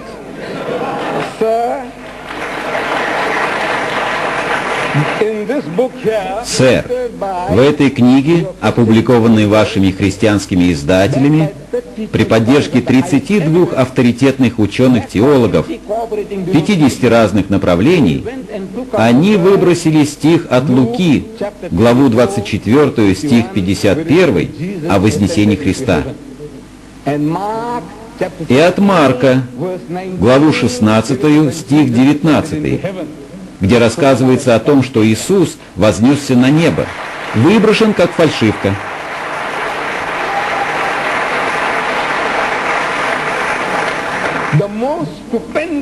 Самое значимое событие жизни Иисуса, вознесение на небо, упоминается в Библии всего 2 раза, и рассказ об этом выброшен как фальшивка. Кто это сделал? Христианские ученые при поддержке 50 смежных ассоциированных отраслей. Но потом у них возникла проблема, потому что чистый доход от продаж версии 1952 года составил $15 миллионов. К этому моменту они осознали, что одного из основных моментов этой веры, вознесения Иисуса, нет там, и выразили свой протест. Читатели увидели это, и издателям пришлось вернуть слова обратно. Так что эти близнецы не близнецы, это версии. Слова взяты и вернулись обратно. Бог сказал вернуть им слова обратно. Вот как они объяснили причину возвращения слов, и я говорю не от себя, а цитирую одного из ваших ученых. Библия короля Джеймса содержала множество недостатков. Это не мои слова. Я цитирую одного из ваших ученых о том, что книга, которую вы держите в руках, обладает множеством недостатков. И недостатков так много, и они столь серьезны в версии Скофилда, что они пересмотрели их, изъяли их. То, что не должно было быть там, потому что в самых древних рукописях этих слов не было. Вот такая интерполяция. И о Святой Троице. Глава 5, стих 7 от Иоанна, где говорится о триединстве Отца, Сына и Святого Духа, выброшен как подделка. Говорят, что клиент всегда прав. Вот и издатели Библии выбрасывают из нее стихи на потребу покупателю. Кто сделал это? Исламские ученые? Нет. Еврейские ученые? Нет. По каким мотивам? Никаких мотивов. Их честность. Честность. Но теперь, чтобы ублажить покупателей. В бизнесе говорят, что потребитель всегда прав. И вы можете удостовериться, что это игра. И вам не нужно выходить из зала, чтобы удостовериться в этом. Вот что вы делаете, чтобы привлечь покупателей, получить наживу. И вы скажете нет? Вы этого не делаете?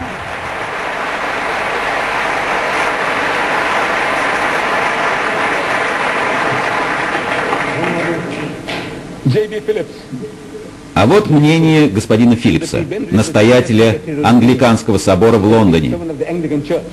Он говорит, что Евангелие от Матфея, Марка, Луки и Иоанна, ранняя традиция приписывает эти книги апостолу Матфею, первой книге Нового Завета. Но в настоящее время все ученые отрицают эту точку зрения. И в каждой Библии говорится, что это Евангелие от Матфея, от Луки, от Марка, от Иоанна.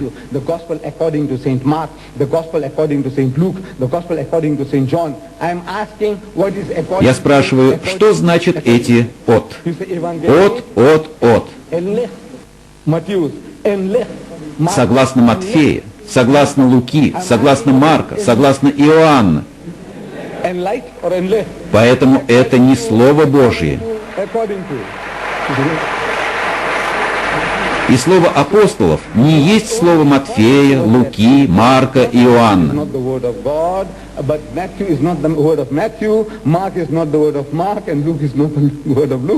Тому есть ясные свидетельства, черным по белому.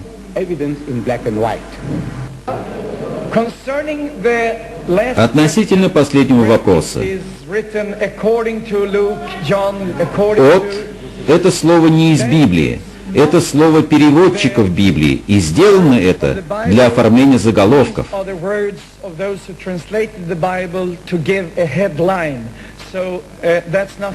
Так что спорить не о чем.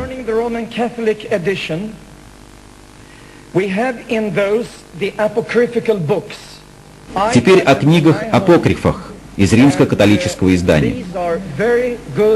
У меня есть эти книги дома, и это очень хорошие книги.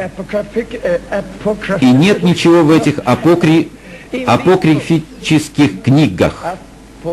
Извините за мое произношение, я устал, и шведский у меня родной.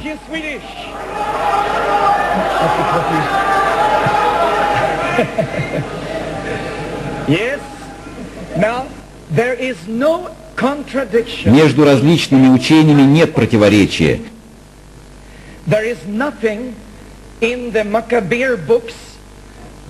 Между книгами Маковея и изданиями Библии.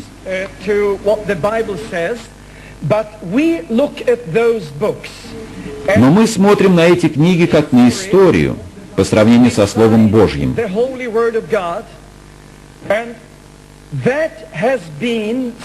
И это то, о чем христиане договорились с самого начала. И не будет сложным понять перевод Скофилда или Библию короля Джеймса.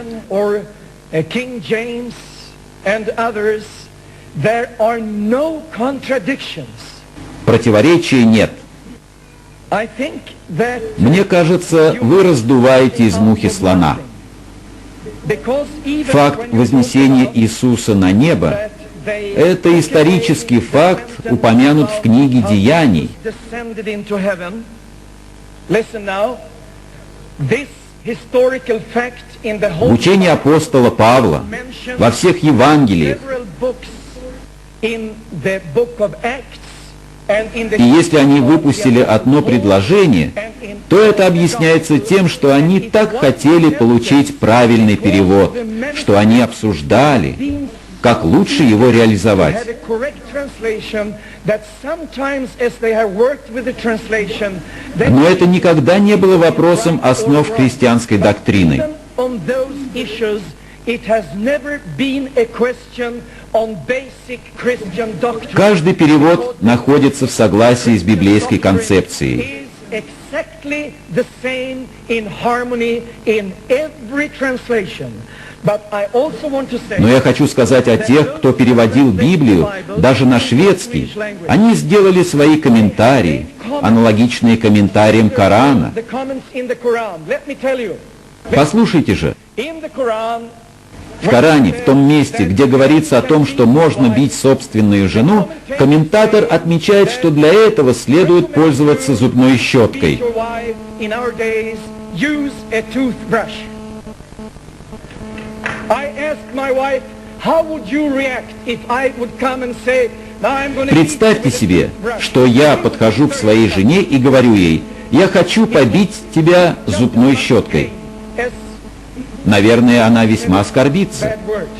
Итак, христианские комментаторы иногда вольны в своих высказываниях. Иногда они передают христианскую веру, они находятся под влиянием тех или иных религий, атеизма.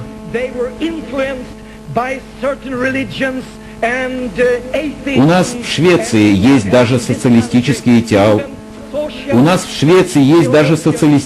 теологи, которые находятся в оппозиции к христианству и признают идеи скорее политические, нежели христианские. Мы этого не принимаем, но Библия не меняется из-за того, что те или иные мыслители сделали свои комментарии.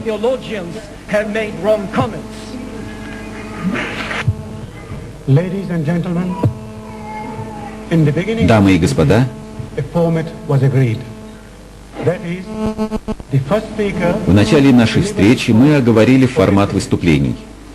50 минут первому выступающему, 60 минут второму выступающему.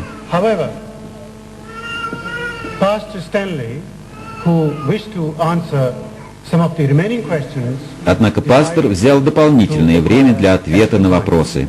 Поэтому считаю справедливым дать столько же времени господину Дидату.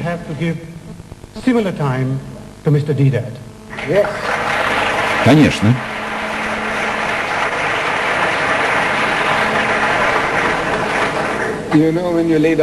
Это выглядит так, как если бы мы занимались боксом, борьбой или иной игрой, и мне дали еще один шанс на победу.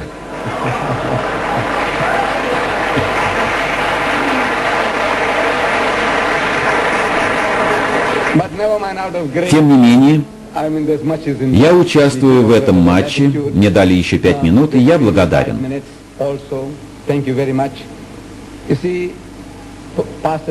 Пастор Стэнли говорит, что в Коране упоминаются Тора, закон Моисея и Евангелие. Нет сомнений, что есть взаимосвязь между учениями Моисея, Иисуса и Мухаммеда. Для нас, мусульман, это одна религия. Одна. Это не 3 отдельные религии. Но это отдельный вопрос, и нам потребуется еще время на его обсуждение. Коран говорит, что Моисей, Давид и Иисус, все они получили Божие вдохновение. И все, что они сказали в свое время, все было сказано под вдохновением Божьим. И это верно. Но не все слова были сохранены и донесены до наших дней. Вот в чем вопрос. Мы не подвергаем сомнению Моисея, но то, о чем говорят, как о написанном Моисеем, не было написано Моисеем. Если бы он подписался своим именем, то без проблем. Если бы Иисус подписался под учениями Матфея, Марка, Луки и Иоанна, то тоже не было бы проблемой. These are all books. And Но Иисус не написал сам ни слова, и никто не написал ни слова в течение его жизни. I might have. Все это анонимные произведения. They have to tell you that У христианских богословов нет внутренних мотивов так говорить. gospel У меня могут in быть. the language of the school teacher, he was copying wholesale from Mark. Как могут они говорить, что Матфей свободно использовал Евангелие от Марка? Eyewitness and Говоря школьным языком, он списывал у Марка, и Марк даже не был учеником Христа. the book itself. Почему мы должны принимать его свидетельство? «Пойдите и спешите у того, кто был там». И в самой книге Матфея, глава 9, стих 9 говорится: «Проходя оттуда, Иисус увидел человека, сидящего у сбора пошлин по имени Матфей, и говорит ему: следуй за мной. И он, Матфей, встал и последовал за ним». Кто написал это? Господь? Нет. Иисус? Нет. Матфей? Нет. No. Did Matthew write it? No. Если бы это писал он, то он сказал бы, что Иисус подошел ко мне, сказал мне идти за ним, и я пошел за ним. Это написал кто-то другой. Told me to follow him, and I followed him. This is written by somebody else.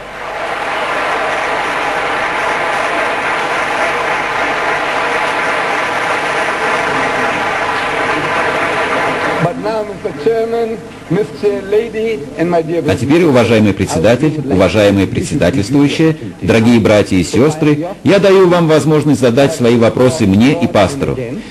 You have a right to question me. You have a right to question the pastor. Тема завтрашней дискуссии — Иисус Христос. And tomorrow night, pastor has already given you an introduction about Jesus. Пастор уже сделал свое введение в эту тему, хотя это не тема сегодняшней дискуссии.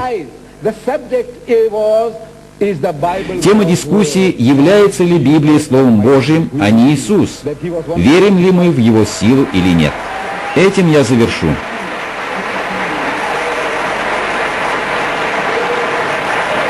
I end with this. We believe in His В исламе мы верим в то, что Христос был одним из могущественных посланников Бога на земле. Мы верим. We believe that Jesus Мы верим в то, что Иисус был Мессией, в Его чудесное рождение, в то, что зачат Он был без участия мужчины. without any male Некоторые священники англиканской церкви не верят в это.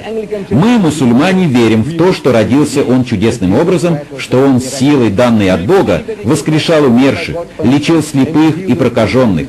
Мы не являемся врагами Иисуса Христа. Мы любим Христа. We love Jesus Christ.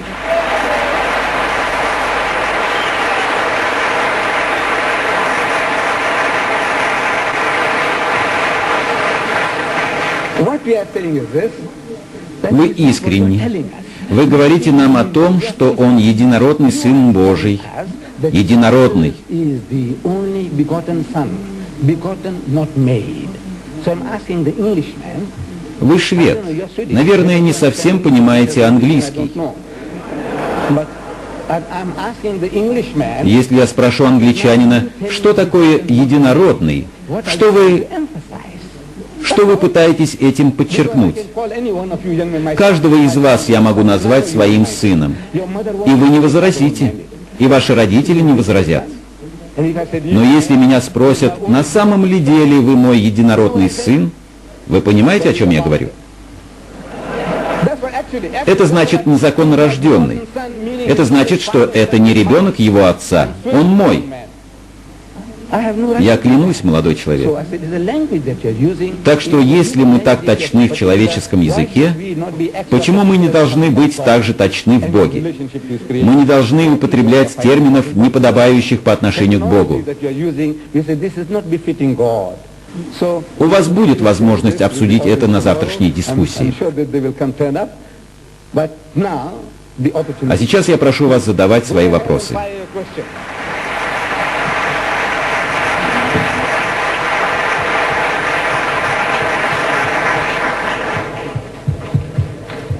We want to thank both speakers for their... Я благодарю обоих выступающих, а сейчас мы переходим к той части нашей встречи, когда вы зададите им свои вопросы.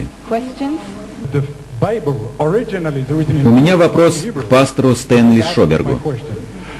Библия была изначально написана на греческом, на иврите, но это не относится к вопросу.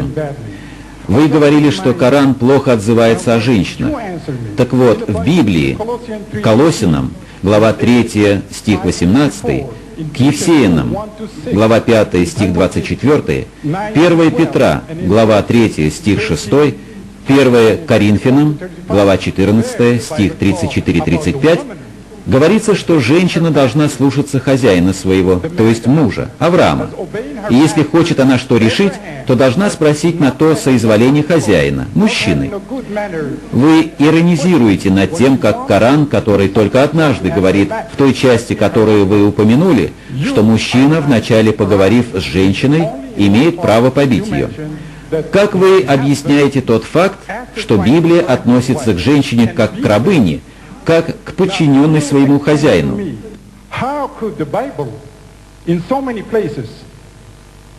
Объясните мне, почему вы упомянули этот фрагмент, в котором говорится, что мусульманин, вначале поговорив с женой, потом предупредив ее, может побить ее?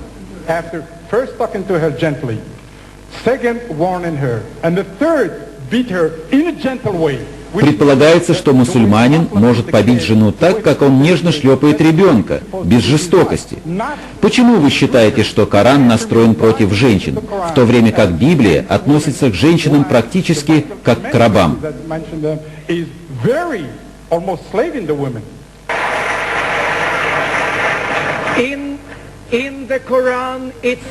Коран говорит об одном человеке, который избивал жену. И Библия упоминает его.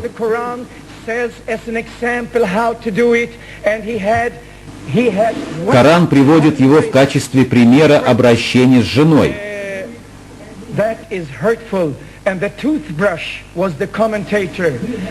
У него была стоглавая плеть, зубная щетка, как говорит комментатор.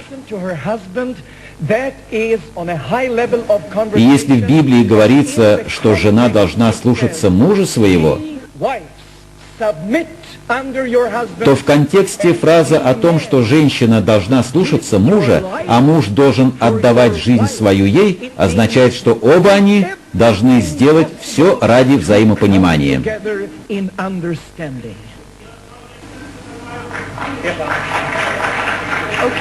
Хорошо, мы просим. Всего один вопрос. Да благословит вас Господь, и пусть любовь будет первым вашим словом и последним.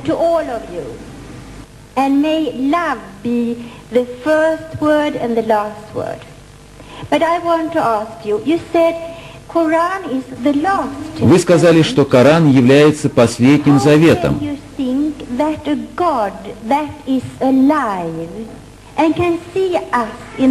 Как вы можете объяснить, что Господь жив и видит нас с момента смерти Мухаммеда, с момента смерти Христа, но теперь прекратил говорить с нами через пророков?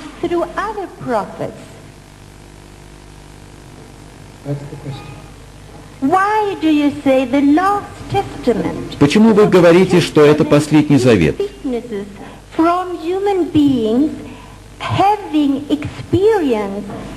Потому что в заветах люди свидетельствуют, Господь говорил с нами. И я имею 17-летний опыт. Я написала целую библиотеку о том, как Бог живой говорит сегодня. Мы, мусульмане, зовем Коран последним заветом, ибо он отвечает на все ваши вопросы, разрешимы они или нет, я вам гарантирую. Но то же самое обещал Христос.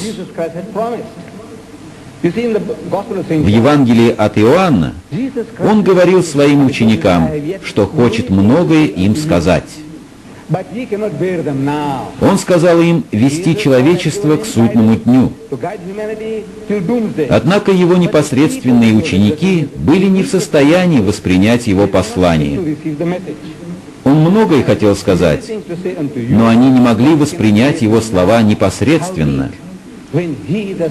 Когда же придет Он, Дух истины, то наставит вас на всякую истину, ибо не от себя говорить будет.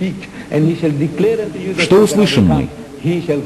Но будет говорить, что услышит, и будущее возвестит вам. Он прославит меня, то есть Иисуса. Иоанн, глава 16, стих 13-14. Тогда кто есть Дух истинный? Мы, мусульмане, утверждаем, что Мухаммед есть Дух истинный, и готовы это обосновать. Я знаю, что предрассудки живут долго, и это естественно. Но давайте обсудим это вместе. Библия говорит, давайте обсудим вместе. Коран говорит, скажи, иудей ты или христианин, собирайтесь и обсуждайте. Обсуждайте на общих условиях.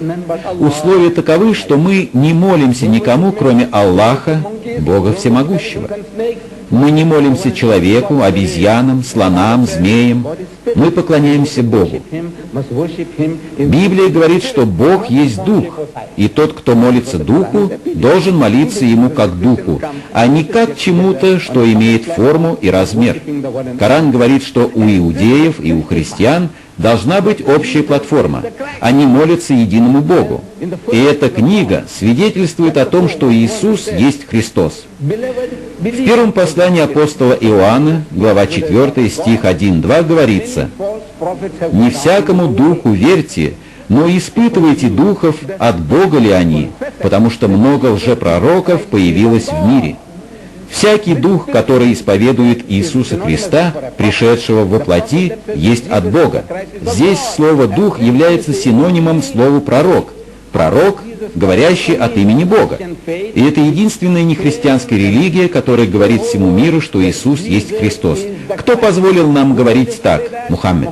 А в вашей книге говорится, что кто признает Иисуса Христом, тот есть пророк Божий.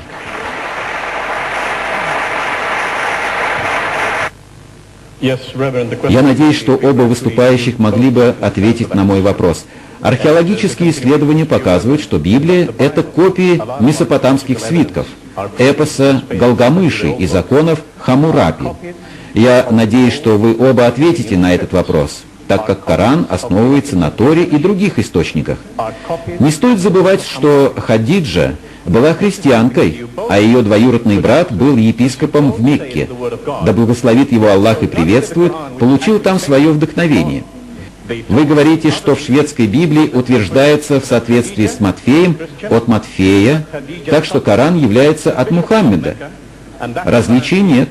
Поэтому, уважаемые выступающие, я возвращаюсь к своему вопросу. Не являются ли эти три религии, иудаизм, христианство и ислам, подражаниями старым самаритянским мифам? И здесь наша дискуссия сталкивается с трудностями. Не поэтому ли все самые большие зверства, совершенные человечеством, совершили религиозные люди? Я христианин, и мы не должны забывать об инквизиции. Не потому ли это, что Библия и Коран являются Словом Божьим, а Коран признает Христа и других пророков? Нет ли здесь элементов фальсификации? Не трудно ли вернуться к той точке зрения, что Библия, по археологическим данным, особенно Ветхий Завет, является копией со старых месопотамских мифов? Археологические исследования, как вы говорите, показали, что есть тексты, напоминающие Библию.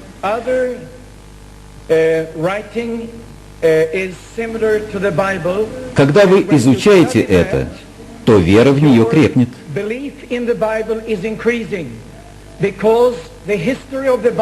И это потому, что история Библии подтверждается не только археологическими исследованиями, но и историческими и документальными свидетельствами в разных частях света. Поэтому то, что вы сказали, свидетельствует еще больше в пользу истории Библии, чем 10 минут назад.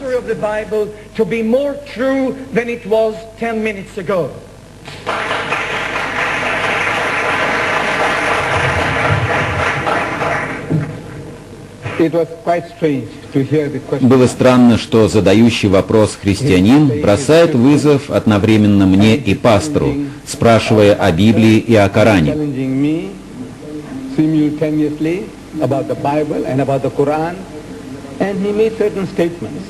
Он сделал несколько заявлений о том, что Хадиджа была христианкой. Правильно? Он так сказал? Могли бы вы привести доказательства? Где вы были тогда? Так вот, это неверно. See, the Quran Все, и друзья, и враги Корана признают, что Мухаммед был неграмотным. Он не мог даже имени своего написать. who couldn't write his own И name. этот человек не спосылает нам книгу такого масштаба, которая отвечает на все ваши вопросы. All your problems. I said, I made that look, it might not go down well. You might not like it. The Holy Quran prohibits alcohol in toto. Коран запрещает употребление алкоголя даже в минимальных количествах. At least your wine. Некоторые из вас могут пить вино и пиво и обосновывать это тем, что в это время года алкоголь позволяет чувствовать себя лучше. On and on you will reason. As a Muslim, the Quran says, don't touch that. Но Коран запрещает это даже в минимальных количествах. All your problems. У вас в странах Запада женщины в избытке. Я не знаю точной статистики, но в Англии женщин на 7,5 миллионов больше, чем мужчин. В Германии на 5, в США на 7,5. Не знаю, что говорит Библия относительно решения этой проблемы. Я требую ответа. I want to know what answer do you get from the Bible to solve the problem. I want the answer.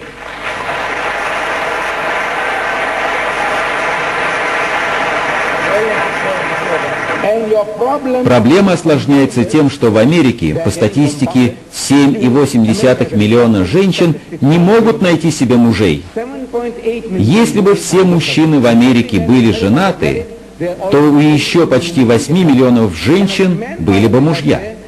Еще 25 миллионов мужчин являются содомитами, гомосексуалистами. Вы их называете геями. Следовательно, еще 25 миллионов женщин не могут найти себе мужей. Затем порядка 98% заключенных, получивших сроки по тем или иным причинам, являются мужчинами. Кроме того, не все мужчины, имеющие отношения с женщинами, принимают решение о браке. Какое решение предлагаете вы? Это мужской разговор, но вы можете смеяться надо мной. It's no use laughing. You're going to laugh at me. I said, Islam offers you a solution. Какое отношение это имеет к моему вопросу? Брат мой, вы не ведаете, о чем спрашиваете. Pastor Stanley, you talk about the difference class in Algeria. Вы говорите о наличии классов в Алжире. Я сам из Алжира и хорошо знаю историю моей страны. Она была колонией с 1830 по 1962 год. The colonization since 1830 until 1962. Я надеюсь, что вы имеете в виду, что классовые различия возникли благодаря колонизации, а не исламу.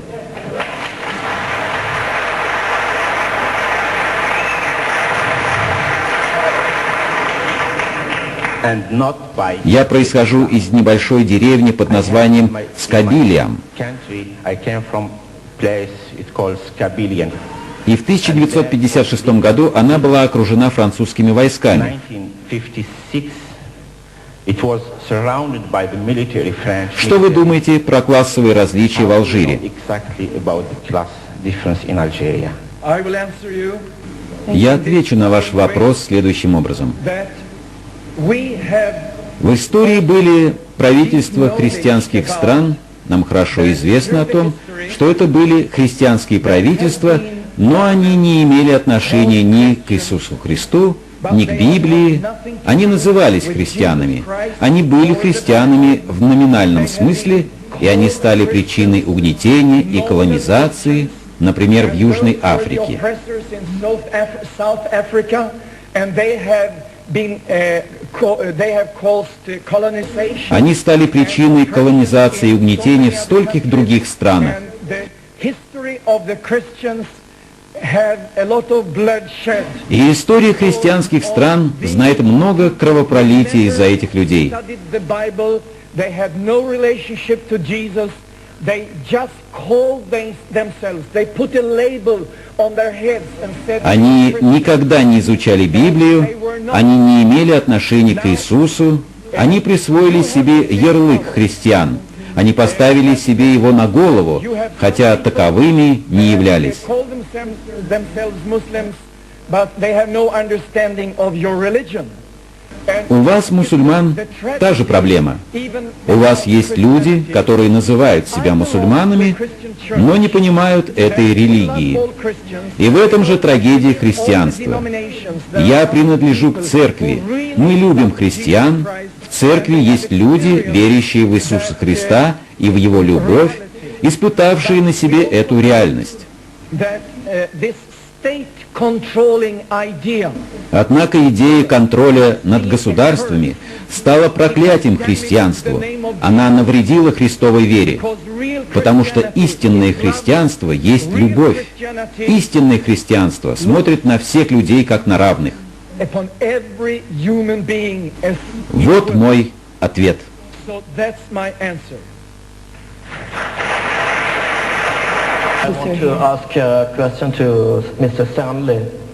У меня вопрос к господину Стэнли. Он подходит к теме диспута.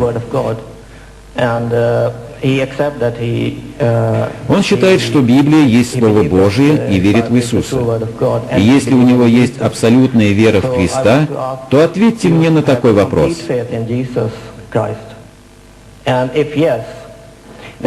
Вы, ссылаясь на Марка, главу 16, стих 18, сказали, что верой можно излечивать болезни. В Библии говорится, если что смертоносное выпьют, не повредит им.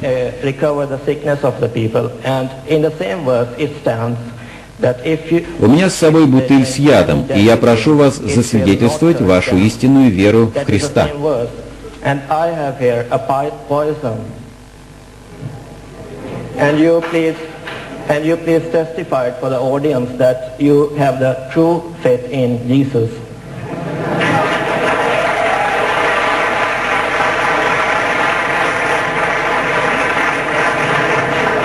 Thank you, sir, for your question. Брат мой дал мне смертоносного яда и хочет, чтобы я выпил его. Он хочет, чтобы я устроил шоу и доказал слова святого апостола Марка, глава 16, что если выпьем что смертоносное, то мы не умрем.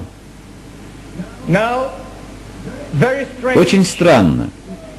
Я уверовал в Духа Святого, и в нашей семье мы уверовали в Духа Святого как в реальность. И Дух Святой сказал нам, что может произойти. И моя жена сказала мне за день до этой встречи: «Стэнли, будь осторожен.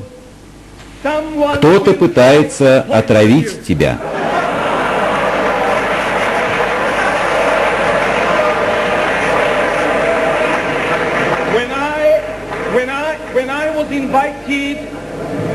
Когда меня пригласил Сухиль Азизхан, которого Ахмед Дидат выбрал, чтобы тот отобедал со мной, жена моя предостерегла меня, и вы знаете почему.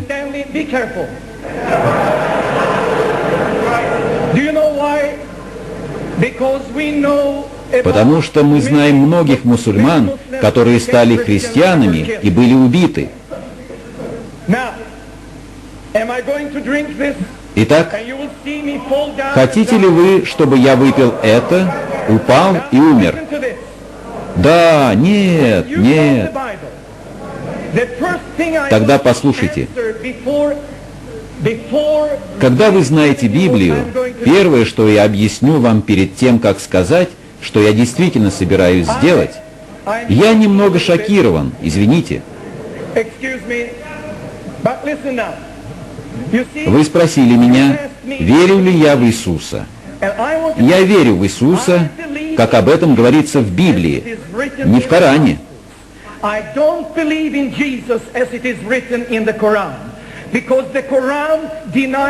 Коран отрицает, что Иисус есть Сын Божий.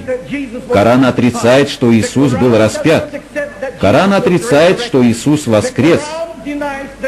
Коран отрицает, что Иисус есть Мессия.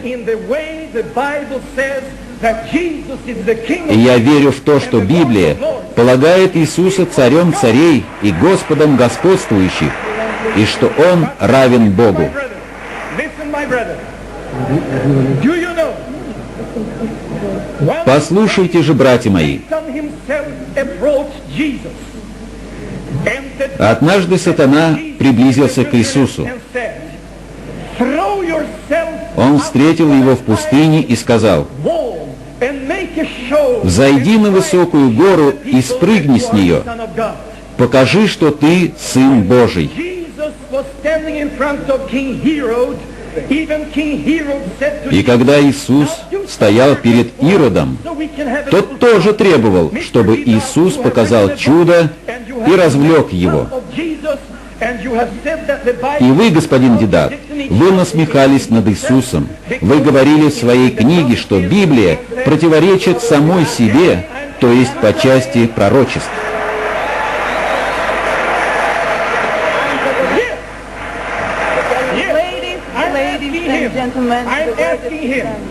Я прошу вас, если вы хотите убить меня, дайте мне еще 5 минут.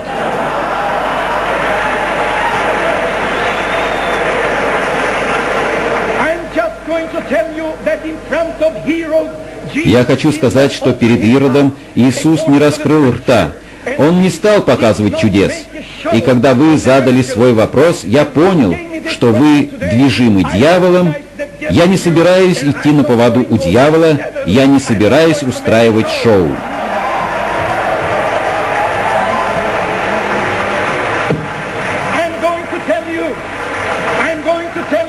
Я хочу сказать всем вам, что Иисус излечивает. Он не хочет быть причиной болезней и страданий. Он дает жизнь. Это дьявол убивает людей алкоголем и наркотиками. И это Иисус, Он дает нам свое благословение.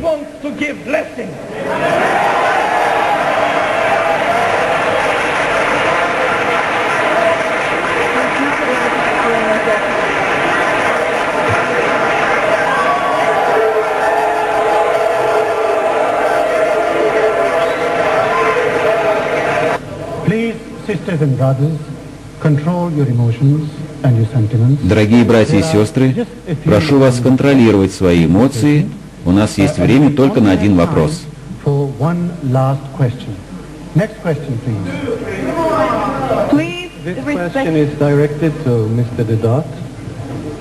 У меня вопрос к господину Дидату. It has to do with the question of translations. Он связан с проблемами перевода. There are many translations of the Quran. Мы знаем, что у Корана есть несколько переводов, и что все они разные, потому что в процессе перевода неизбежен тот или иной выбор слов. Но никто не говорит о том, что, поменяв слова, мы меняем изначальный арабский текст.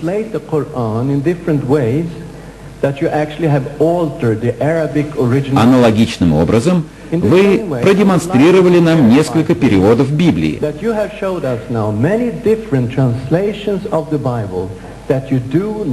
Проясните, пожалуйста, не считаете ли вы, что в связи с изменениями в тексте перевода переводчики изменили оригинальный текст Библии на иврите или на греческом? Спасибо.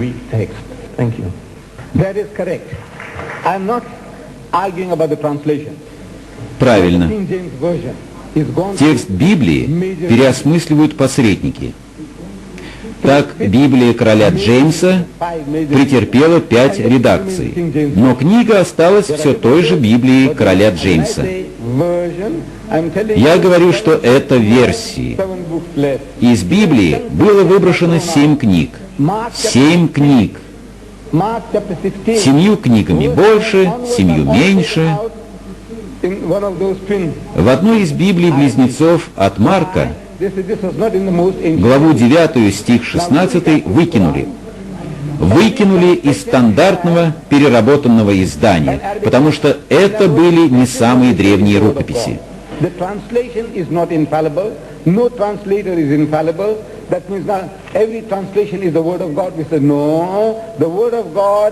В случае Корана перевод дополняют текстом на арабском языке. Это и есть то, что мы называем Словом Божиим. Перевод не безупречен, переводчик не безупречен, И если вас спросят, является ли этот перевод Словом Божьим, мы скажем нет. Слово Божие — это Коран на арабском. В случае Библии перед нами тексты, одни или другие, и мы не можем дать ответ на этот вопрос. You find the 12,000 footmen or horsemen, and after 40 years, he's still got 12,000. Относительно количества лошадей и числа всадников. Вначале говорится, что было 4000, а потом через 40 лет стало 40 тысяч лошадей, а всадников, как было 40 лет назад, так и осталось 12 тысяч. Я говорю это потому, что Господь не вдохновлял написание этих книг. В моей книге я объясняю, во что мы, мусульмане, верим. В Библии есть слова Бога, пророка, историков, а также многое такое, чего приличный человек не стал бы читать своей матери, сестре или даже подруге, если она приличная женщина.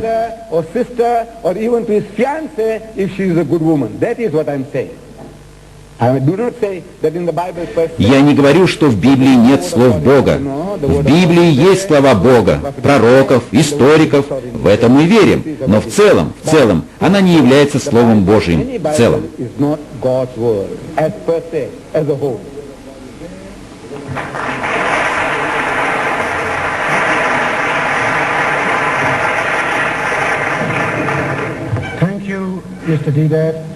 Благодарю вас, господин Дидат.